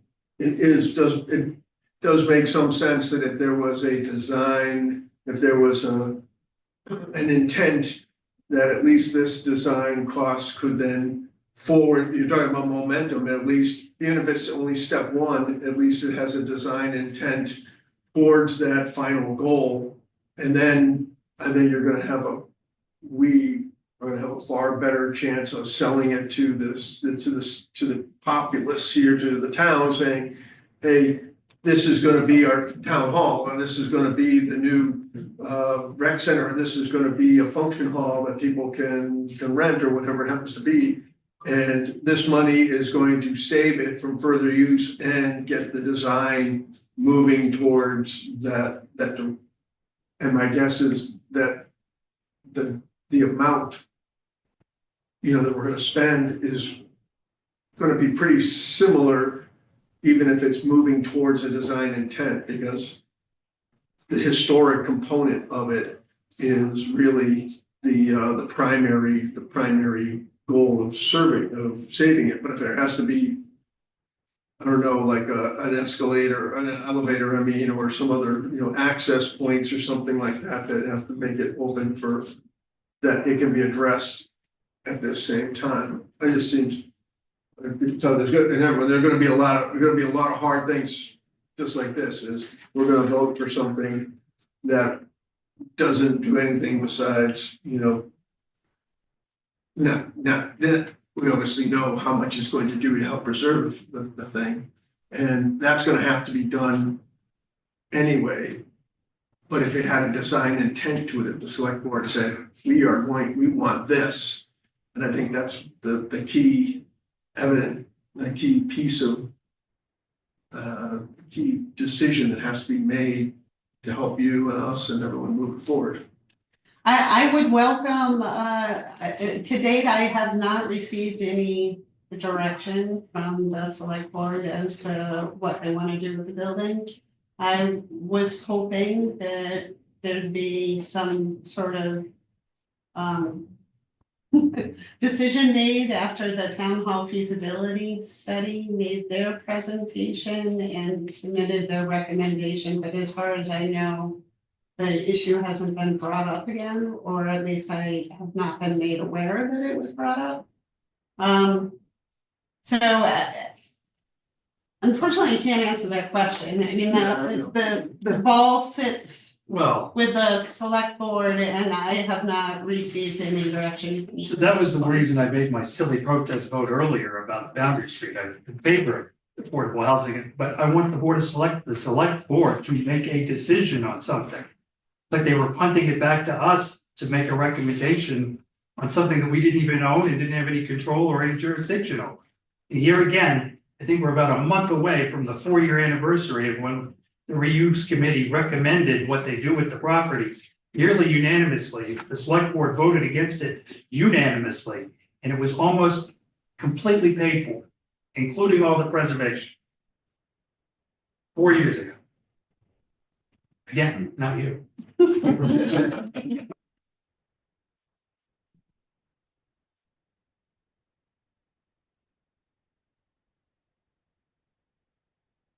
You probably don't want my 2 cents, but I'm gonna give it to you anyway. Let's agree that this application, it does express a commitment to preserve the building. That's the whole thing.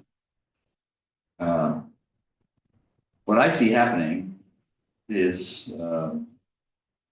should it be approved by the committee and we bring it to town meeting, there'll be a lot of questions about what it's going to cost. And so going to town meeting and not having a vision of phase 2, a ballpark, and then not having any plan to speak to about what is going to be next, could create a lot of objection. We've often struggled with projects here that require, 2 phases. We used to take a ballpark and vote on it and put things through and learn that sometimes you underfunded. So frustratingly, it takes longer, but it's the correct approach.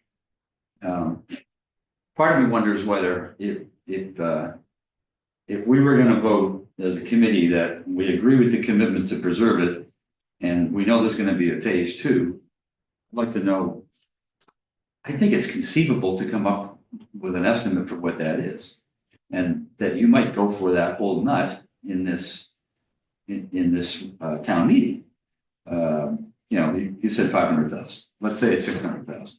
And let's say the study is 80,000, And so you could put that forth and move things ahead by a year from your timeline.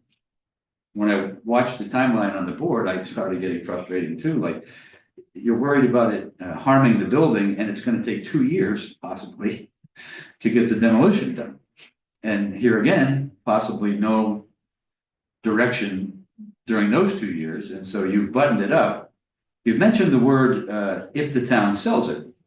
I'm assuming you mentioned it only because it's been mentioned by others, and it's still an outside chance that the town decides to possibly sell the property, and the prospect of even abandoning its historic preservation has been suggested. Norm, you made a good point that you envisioned that it was sold to someone who wanted to develop it. We assumed that meant they buy it with the historic preservation restriction on it. Let's just say that's still a possibility. But in essence, if this was your house, you're investing a ton of money for the purpose of, selling it. And so you think about, do I renovate the bathroom to sell the house, or or not. If our purpose is to keep it intact, because we do see a town use, a town controlled use, then it's fair to ask, what the heck would that plan be? Personally, I don't know how the town of Northborough is going to stomach the cost of a town hall after what we just voted for with the fire station. And the building itself cannot house the town hall, so you're building another building next to it, which is what was proposed to be done last year with the proposal that was shot down. It was going to be affordable housing, but we were building another building on the property. So even though the reuse committee recommended it, it's hard to imagine it being practical. Unless it's a really long timeline. Well, the new building in both versions, so in the case of the town hall going on the site, or the case of the affordable housing, the Metro West proposal, in both circumstances, they propose demolition of these additions and putting the building in the footprint of the additions. Right. So that's why I'm saying in both scenarios, the additions need to go. This was a given. And I don't foresee, and I may be naive, but I don't foresee selling the property with the intent of demolishing the historic mansion. I don't see, possibly I don't have a great grasp of what the general public, the voters want, but I would foresee that the voters would want it to be sold with the preservation restriction part of it. And so losing those additions would also make the sale more attractive. Let's say we agree, it's hard to disagree with the premise of the application, which is we need to start thinking about demolishing the additions. It saves the building and it's a more manageable building after. So, we're not objecting to that, but as for me, speaking for the committee, object if you will, but I think that to consider this application, I would be asking for more information, which is, and if it has to come from other staff or from the select board, then I would ask the question to them. We're considering this application, but we don't know where it's heading. And just proposing money only for a study where we have a phase 2 that we haven't even estimated, still without a long-term plan, that this committee is not in favor of the lack of the plan. And so I guess we'd like to force the discussion of what might be the practical applications, and we're heading down that path. I recognize for your part, you're saying we need to do this anyway, and it's a prudent step to preserve the building. I don't think anybody objects to that. But we're admitting that it could be in the neighborhood of $500,000 to $1 million. And, and that's. How much was it to cost to put the siding on the police station, I got to check? Yeah, they found less expensive siding apparently. But it's not gonna be $500,000 to put that back together again. No, so I'm just sort of. Just to take it apart. And then put some of it back together. Well, also, Simply put, I'm kind of projecting ahead, what if we knew what it was gonna cost and we were going to the town with $600,000? it's temporary Don't you think infill. there'd be a lot of people So, saying, what the heck, it's- what are we doing with it? It's not fancy siding, it's, probably plywood and something that can be easily removed. And when a final plan is made, so there was the discussion of, well, let's restore it fully. Let's restore it the That way it wall, ought you to mean? be. That The area? exterior, let's fix the siding, let's paint it, let's make it pretty. But the concern was, well, why are we gonna pay all that money to do that when we don't know what the ultimate use of the building is going to be? What if there's an addition put over here? What if? So that was the idea of, okay, let's save the money and do the temporary infill. And who knows, maybe a year after that, there will be a final plan, or it could be 10 years.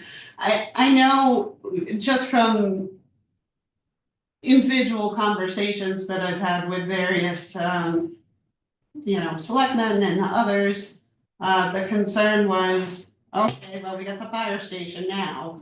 That's a huge expense. Then there's gonna be Peasley School. And then chances are town hall is 10 years out. So that was the idea of doing the temporary infill that will preserve the building for up to 10 years. By 10 years from now, everybody should have a clear plan of what to do with their buildings. Hopefully. I mean, that's 2017 to 10 years from now, that's a significant period of time to figure that out.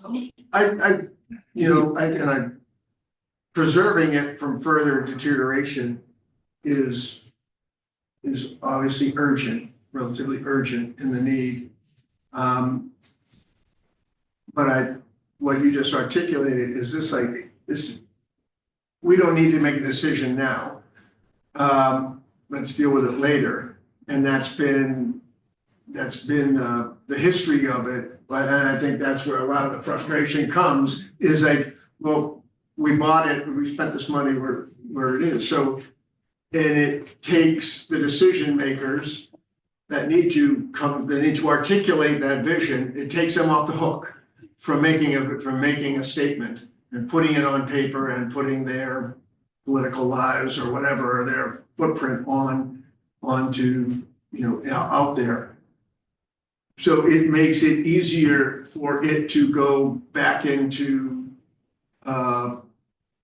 non-decision mode and thing. And I don't think that it necessarily is it shouldn't be, well, we only have the appetite for so much work in the town, so we only have the appetite for a fire station right now. We don't have the appetite for a White Cliffs thing, or we don't have the appetite for a school renovation. I think I'm not sure who they're speaking for, whether they're talking about what they view their constituents would be, or whether they're talking about themselves, or but it really needs to have it.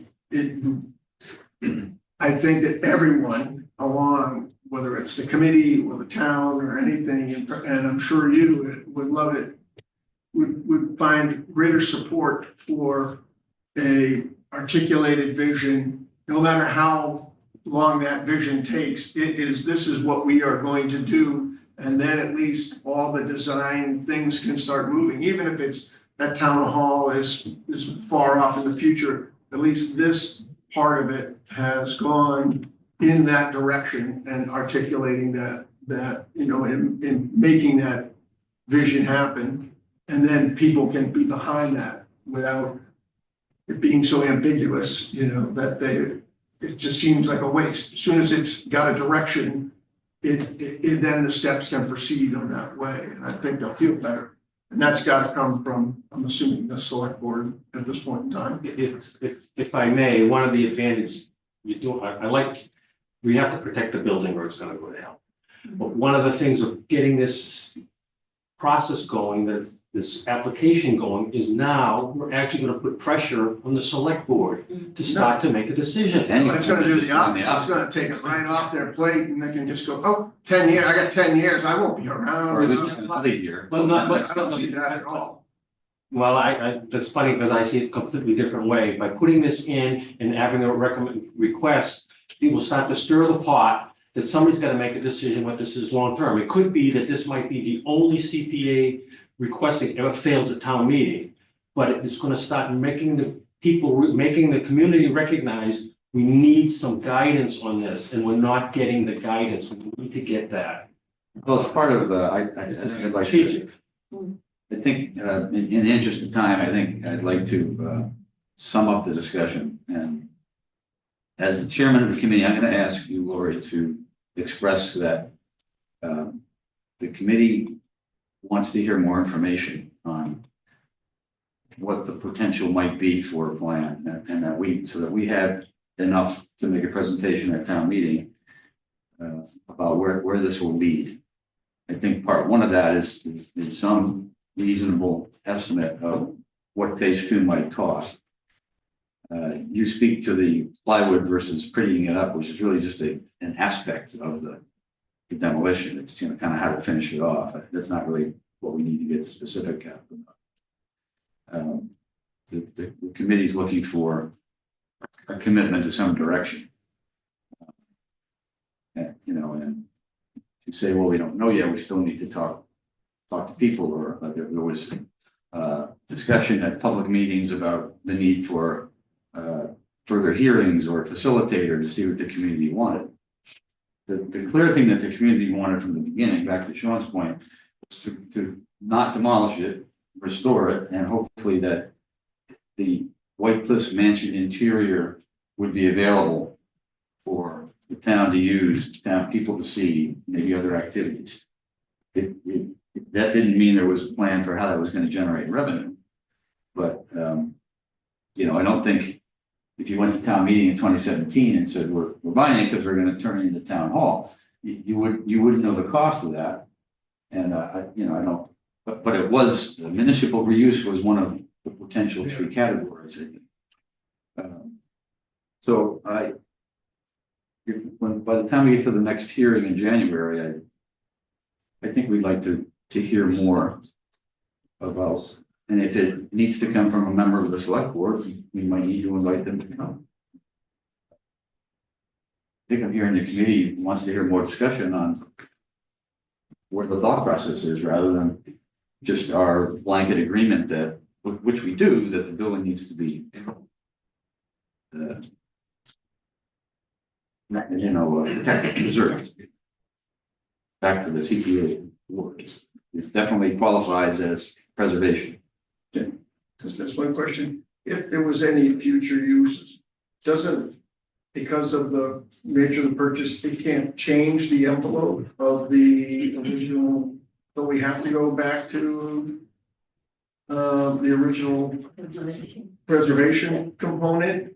So even if they're gonna build a building next to it, it can't be like incorporated into the building as the old addition is currently, right? So part of the reason why there hasn't been a preservation restriction put in place at this point is because we don't have a firm idea of what the future of the building will be. And the concern was that if you put in a preservation restriction saying you need to preserve X, Y, and Z, that might hamstrung the future reuse of the building. So the decision was made and discussed with Mass Historic that we'll figure out what we want to do with the building first, and then we'll do the preservation restriction in such a way that it will work with that future use. So right now, and Norm, you can speak to this. My understanding of the conversation with Mass Historic is they want the additions gone because they are negatively impacting the historic value of the building. Correct. But from CPC, there wouldn't be any, from the funding, because it came from CPC, there wouldn't be any restriction onto how future construction might impact the original structure.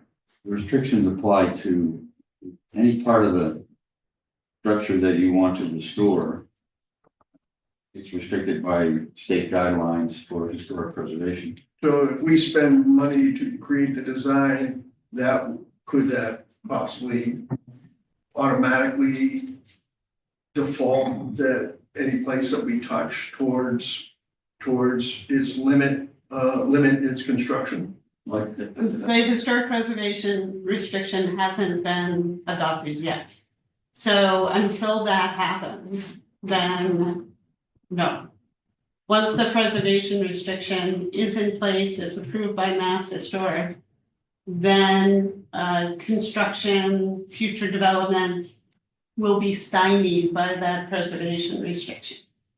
So, but just for argument's sake, there is no money, right, and there's no legal specification if we wanted to demo the building and put a gymnasium there, that can't happen. No, that can happen because there's no historical No, preservation. because when you purchase the property, the obligation to do the preservation restriction was put in play. Yeah. So if the town were to sell the property, it has to sell it with the preservation restriction. So that just can't cover like the driveway or something like that? I don't know, I'm just saying, right, you literally could say that's, that statue right there's gotta stay, the rest of it gone. In the end, it's. I mean, being facetious, but I mean, that's, It's not so much what we want, it's what the Mass Historical Commission says we need to do. no, it's what legal guideline, what legal obligation because of CPC funding, you know, generates that restriction. But the We only want the historic restriction because No, if we want it. I wanna make sure I'm clear on this. So the Massachusetts Historical Commission controls what's the wording is on a preservation restriction. So we may have some ideas of what we want of the restriction, and Mass Historic can say, well, that's not strong enough. So it's not, we don't have total control of that decision. The Mass Historical Commission has input because they end up controlling. Well, I'm not sure if it's clarifying, and he's asking, but because we bought this under the historical pretext, that it should have to remain in historical, is that what you're asking about? Because the CPC funding, it was. Yeah, I'm just saying, is there any sort of, what's the legal obligation Yeah. for restriction for preservation under this, because what I've heard is that the conservation restriction could hamper could determine what parts are, how that future construction is made. But that would be my understanding that the original envelope would have to be basically there, and every other construction would be sort of around it, or, you know, but not Yeah. attached to that structure. You couldn't put a new ballroom on it, you know, if you. Well, you could put like an elevator in there. And so But not a there town are hall. there are certain requirements that like the US Department of the Interior has certain construction standards that they want you to adhere to when you're using CPA funds. So that's why I put on that slide Yeah. that, you know, this will adhere to those standards. So there's guidance in that way as to what should be done. So there's that, and then there's also the preservation restriction. So when we figure out, like, for example, if the decision is that there's gonna be a town hall that is going to be attached in this specific way, then we would make sure that the preservation restriction would enable us to do that. And then, you know, that would be reviewed by Mass Historic, and it would either be approved or not. So that's the reason for the delay in the preservation restriction. I'm sorry, I didn't mean to. No, but I was gonna try to Back answer your over. question. Sum it up for you. The CPA legislation is such that if you buy historic property with CPA funds, it must come with a historic restriction attached. You don't have to do anything to the building if you, but it means that you can't sell it for a non-historic purpose, you can't tear it down. If you are gonna do work to the building, then that work needs to adhere to the guidelines, which are also mentioned in the CPA. So it's kind of two different things. If the town were ever to sell it, they either have to sell it, the historic preservation restriction attached, or they have to remove it from CPA, which means town has to pay back CPC for the, you know, all the money that was given to town meeting. Well, that would go over very. Yeah. It had been mentioned. Full circle. John, if I could just add again, you know, I mean, Sean made a great point about the frustrations, you know, from residents and the voters that approved the project. You know, we saw that play out with the fire station, you know, the long delays only resulted in the cost being greater to the community. We're seeing the same with this. But the fact that back in 2019, you know, the recommendation was remove these additions, if we had taken action then and got that progress moving forward, to Norm's point, I think you would have seen something else happening now, because there was a forward motion in place, as opposed to just, and that's not on our committee. You know, I mean, we approved the application, the voters approved the appropriation to buy the building, and now it's up to the town leaders to actually take action and do something with it, instead of just seeing it sit there and rot away, which is just, you know, nobody wants to see that. We all know hindsight doesn't do you any good. True. There's some legitimate reasons for, you know, delay in decision, and there's some illegitimate, reasons, not the right word. Not defendable delays, but that's, we are where we are, so. Yeah. No one can argue that taking some action now rather than pushing it down the road another year, it's better to take some action. And I'm not objecting. My personal opinion, I'm not objecting to what the application wants us to do. I don't like paying for studies anymore, ever, but I understand the need for it. I do think that there's two things I'd like to see in the applications. Some sense, maybe the architects who provided the estimate, someone to come up with some sense of what's the ballpark that is going to be in phase two. Yeah. Because it's going to come up at town meeting. Yeah, you're gonna say you're gonna be up there having to defend it and stuff. Definitely. Yeah, and I learned, you know. We could practice. We've had an if easy you want to, because it could be me. You know, I think a scorched earth approach might work this kind of time. Well, DBVW provided the initial estimate that's in the report.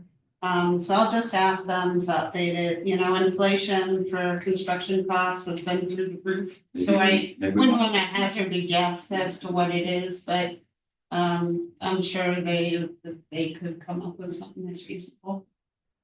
And if that costs money, I mean, that's what the admin fund is for.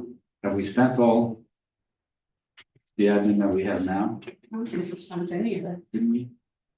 Put it all into something? Or was that the prior That was the year's prior admin year. money? Yeah. Can I ask a question, Lori? Do you know, did they do any asbestos testing in those additions when they came up with that? Yeah, so there was another report that was done, maybe a year or two ago. I'd be happy to send that out. So they had an environmental assessment done specifically on the quantity of mold and mildew. The cost of removing above ground storage tank that's in the basement, asbestos, all sorts of stuff. So I can send that to you Yeah. and you can see. So it was a report that with the actual costs for how much each of these things would cost. And the mold and mildew issue is a significant price tag. So it's over $1 million in that report. So that's part of the urgency. It's just getting worse. It's not gonna get better. So if it's $1 million today, then tomorrow is gonna be quite a bit more than that. So that was to mitigate the mold, right? But It was all of the environmental hazards. So it covered lead, so there's lead paint, there's to lead demo outside of the building, there's that storage tank that I talked about in the basement, there's Right. asbestos. Which Right, of those but are supposed to be demolition? Yeah, versus- that's what I'm asking is because if you have to demo with asbestos and lead, you have to demo differently. And if that original estimate was done without those in consideration, 5 years ago, whereas they only tested this a year ago, the demo will be different costs. Yep, So I'm absolutely. assuming So they will this want that work was report. done after, so the testing was done after the DBPW Right, estimate from 2020. right, okay. And the mold mitigation would not have to be done with the demo, right? Well, the mold mitigation is for the Demo historic differently though. historic portion of the building, that's what was evaluated. Yeah, because the assumption was made that it's gonna be demoed, the additions are gonna be demoed. Okay. So Lori, maybe this is an action item that that has some definition to it. If DPW is willing to revisit the work from 2020 report, and to propose, it's, I don't know how to say it, but they're held to it, but that they give an educated estimate that we can use as defense for phase 2. And if they need cost to do so, we could look at using admin funds to give them that. And then if there's a, they will do it as part of their quotation, that's fine, but it would help to have that information, even if it's a preliminary step to them being awarded this. And the desire would be to have their report back or their information back,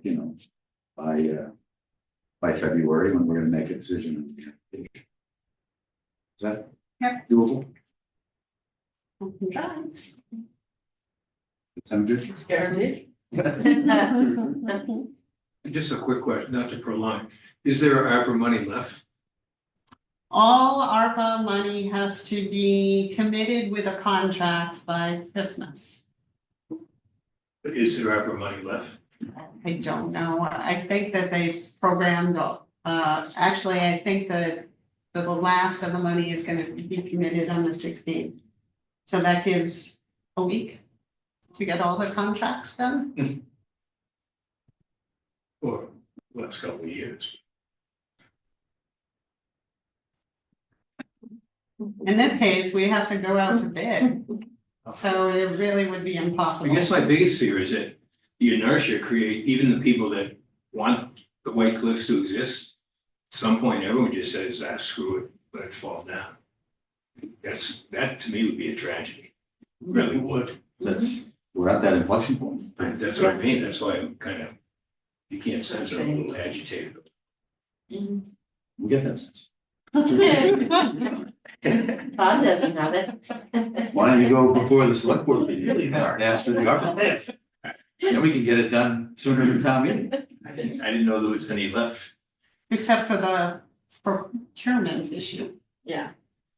which takes, you have to come up with an RFP, that's a months-long process. And the selectmen did direct me to apply for the underutilized properties grant. So they submitted, a letter of support for that. We were hopeful that we would get that money. That grant application was submitted in June. And then I got the response in October that we did not get the money. To give you the reasons why. Not in the initial letter, but then I had a follow-up meeting and they told me that they tossed our application because we were not eligible for funding under that program. Because we didn't have it either under housing or under. Yeah, so the use of the property was not affordable housing or leased to businesses and therefore creating jobs.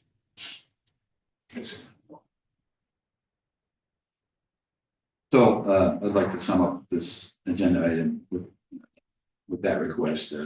I think if we're gonna bring this to town meeting, that we should know something about phase 2 and bring it forth as a whole.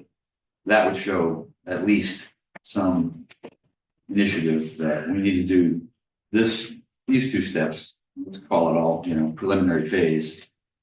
And regardless of what the building's gonna be, we need to get rid of these additions so that the building is preserved. But at least what we're speaking to the whole thing. Somehow, that would be my request. It's a more request, thank you. Thank you.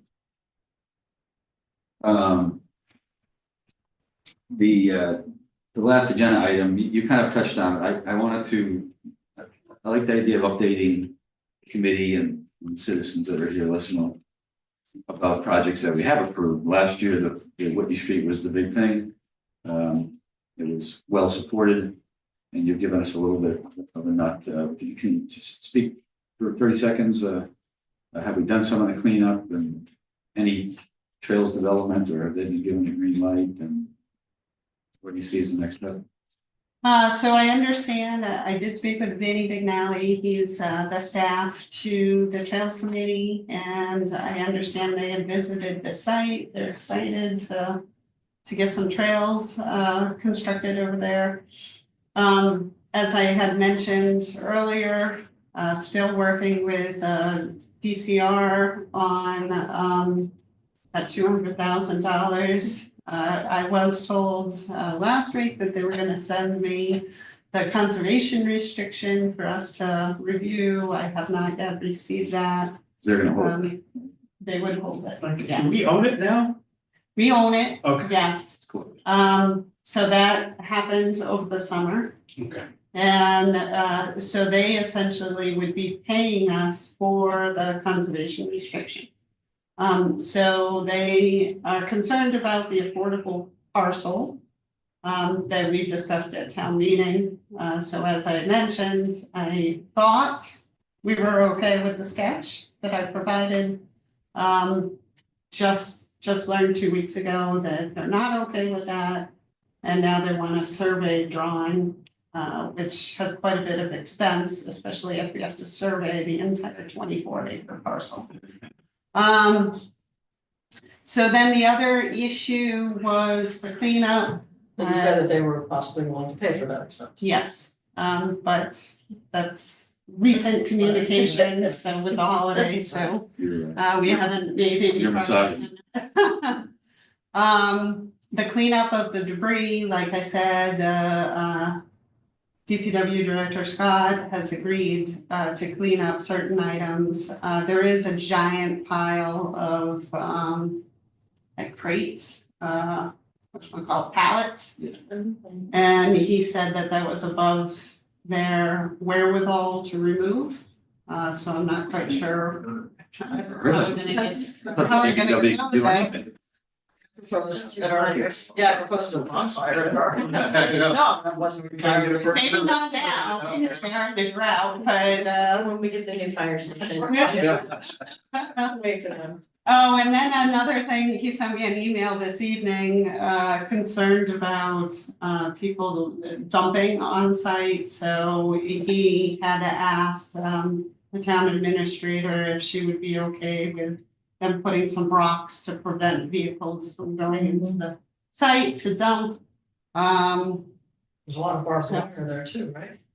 I don't remember seeing barbed wire. There was some stuff that's just buried. Yeah, Brian buried Belfort from under- Trails had mentioned that there was a lot of barbed wire. Attached to trees and so on. Yeah. Okay. Yeah, there is stuff associated with railroad that we can't do anything with. So that's kind of where that stands. At least we've done. Yeah. And the dog park is coming along Oh, wow. great. They Wow. should be paving next week. So, They've done a lot of work over the last couple of months. Over the winter, the fencing will be installed. And hopefully, once the fencing's installed, we'll be able to open up informally. And then the park will be finished as soon as the construction period starts up again, and which is usually, depending on weather, early April. it's what, 10 years or 20 years in the making, probably? Yeah. Yeah, The it's- timeline. they're doing a nice job. I'm really happy with the quality of their workmanship, so. And it does tie into the water and Marlboro, right? They did approve They it? did. So they've already made that connection. They did a lovely little patch, which I was super impressed with. When you're in this line of work and they have clean lines around the patch, that's really exciting. Thank you. Okay, the only thing is to agree that our next meeting is January 2nd, and we will continue the public hearing. Hearing none on that. Any other business anyone wants to bring forward? Could we say something before you guys close? Sure, can you identify yourself? Sure, my name is Mallory Durrett on Boundary Street. Hi. Good evening, and a bunch of us that were here are from the Boundary Street and Windsor Lane area, so, you know, we came for the part with the affordable housing stuff. it just, one of our concerns, you know, that parcel of land there, it's just been there, it's a corridor for wildlife, that's been, you know, for the past 20 years I've been there. And I'm sure many more, it's just, we hate to see it go. So we just wanted to come and see if there's anything we could do to keep that preserved. That's, you know. I mean, if I may, I'm just gonna echo that. I mean, I've been a resident on Windsor Lane for 24 years. And that plan specifically that's being looked at, that parcel, is really a way for the wildlife to get from across Boundary Street over into the back area that's preserved. We see everything, bobcats, deer, fisher cats, turkeys. I mean, I 20 in my backyard. We're concerned about that. We would also be concerned about the pollution that might bring. As another, because we have folks that are actually walking up and down Boundary, cleaning up that street. Yeah. All the time, because once somebody throws something out the window, we're concerned about the watershed that's on the other side of the On the street. other side. And that's a legitimate concern to see the swans out there, you see things floating, or, you know. We also are concerned that traffic, which is horrendous on Boundary Street. It's If already. anybody's ever now. been there, getting in and out, I mean, it would be a nightmare for that particular area. And again, the trail, which we heard tonight for the first time, that there was some option to maybe move that trail, but I'm a runner and we have other runners just in the community right there that use those trails. So we would propose that an alternate site potentially be looked at in order to preserve that element for just the wildlife and again, the traffic. Well, and also, I mean, talking to the traffic as well, I mean, that street as people from 290, 495, whatever, just use that as a bypass and they just speed through, they do not slow down. When my son was growing up and we had concerns with him playing in, you know, in the front yard because of that issue. I mean, we had the speeding sign, the 30 miles per hour, that doesn't work. I mean, that's up and it's still, people still go like crazy. And we don't have sidewalks there either, so it's just with more population on that street, it's just gonna, I think, just more congestion. And with the dog park further down the Also, street, further it's down, just. it blocks another avenue for the wildlife to cross. I appreciate you sharing your concerns. However, the matter is really in the hands of our select board.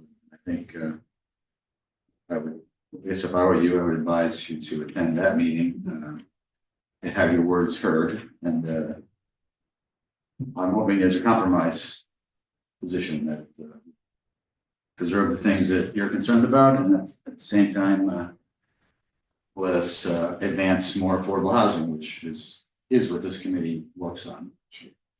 So I can't solve all the questions, but the project's not before us because it's premature until the board makes a decision and then ultimately goes to town meeting. So it sounds like there should be a lot more discussion. That's fair. How will we keep up with the next steps and understanding where we can? I was. Well, I guess I can speak to that. I mean, so we're on the agenda, Northborough Affordable Housing Corporation is on the agenda for the December 16th select board meeting. And we'll be presenting the same thing to them that we presented tonight to these people and asking them to consider putting a warrant article on meeting warrant. Consider having the town consider voting on that later. They'll move for the purpose of developing affordable housing. So that's an opportunity to use comments at the select board meeting. And then if in fact they agree to do that, warrant article go on town meeting floor, it'll be discussed and there'll be an opportunity on the floor of town meeting to talk about the political economy of the project again. But the next step would be the decision the select board has to make about whether they'll put a warrant on the article or not. They decide not to put a warrant on an article on the warning, then that's the end of the project. So I think next door will be on this building. And I'm sorry, if I could just add, so ultimately, the design of the project, so should it overcome all of those various hurdles, then ultimately they'll have to obtain permits from various entities in the town. The biggest one being from the zoning board of appeals, so they'll have to apply for a comprehensive permit. And that's when they get into the nitty-gritty of the design. So what the buildings will look like, where they'll be spaced, the grading of the property, where the driveway will be, what the landscaping will be. So that's another opportunity. I have no idea when that will happen. And they have to go through all those other hurdles first. Can I ask, that is 40B, comprehensive permit? Yeah, it probably would be submitted as it's what's called a local action submittal. But it's a two-step process. It's approved by the state as well as from the zoning board of appeals. But that would be your avenue to speak, would be at the zoning board of appeals. Lori, would they have to do at some point a traffic study? It depends on the size of the project. I would think for 6 units, probably not. Yeah. If it were a big development, then yes. Obviously with the dog park under construction, I spent a lot of time up at Boundary Street, so I know exactly what you're talking about with the traffic. The traffic study would be typically done if there was a concern that the traffic from 6 units couldn't be accommodated on the road. Okay. And I think Boundary Street certainly can handle, 12 vehicles. Or, over the course of the day, 25 vehicles or whatever. So, okay. Thank you again for coming. Didn't know you were waiting so long. Yeah, sorry about that. That was good information, and everything else too.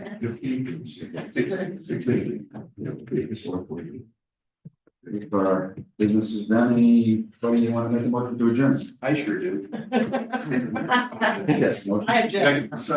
Second. Going on there. Right here. Good night, Jeff. It's not like the town meeting Oh, here. by the way, Tonight's meeting is like. For the votes, being there. Oh, okay, Lori. it's not, we just got minutes. Nobody's So- gonna burn it like Johnson. 5 minutes. Yeah. That way,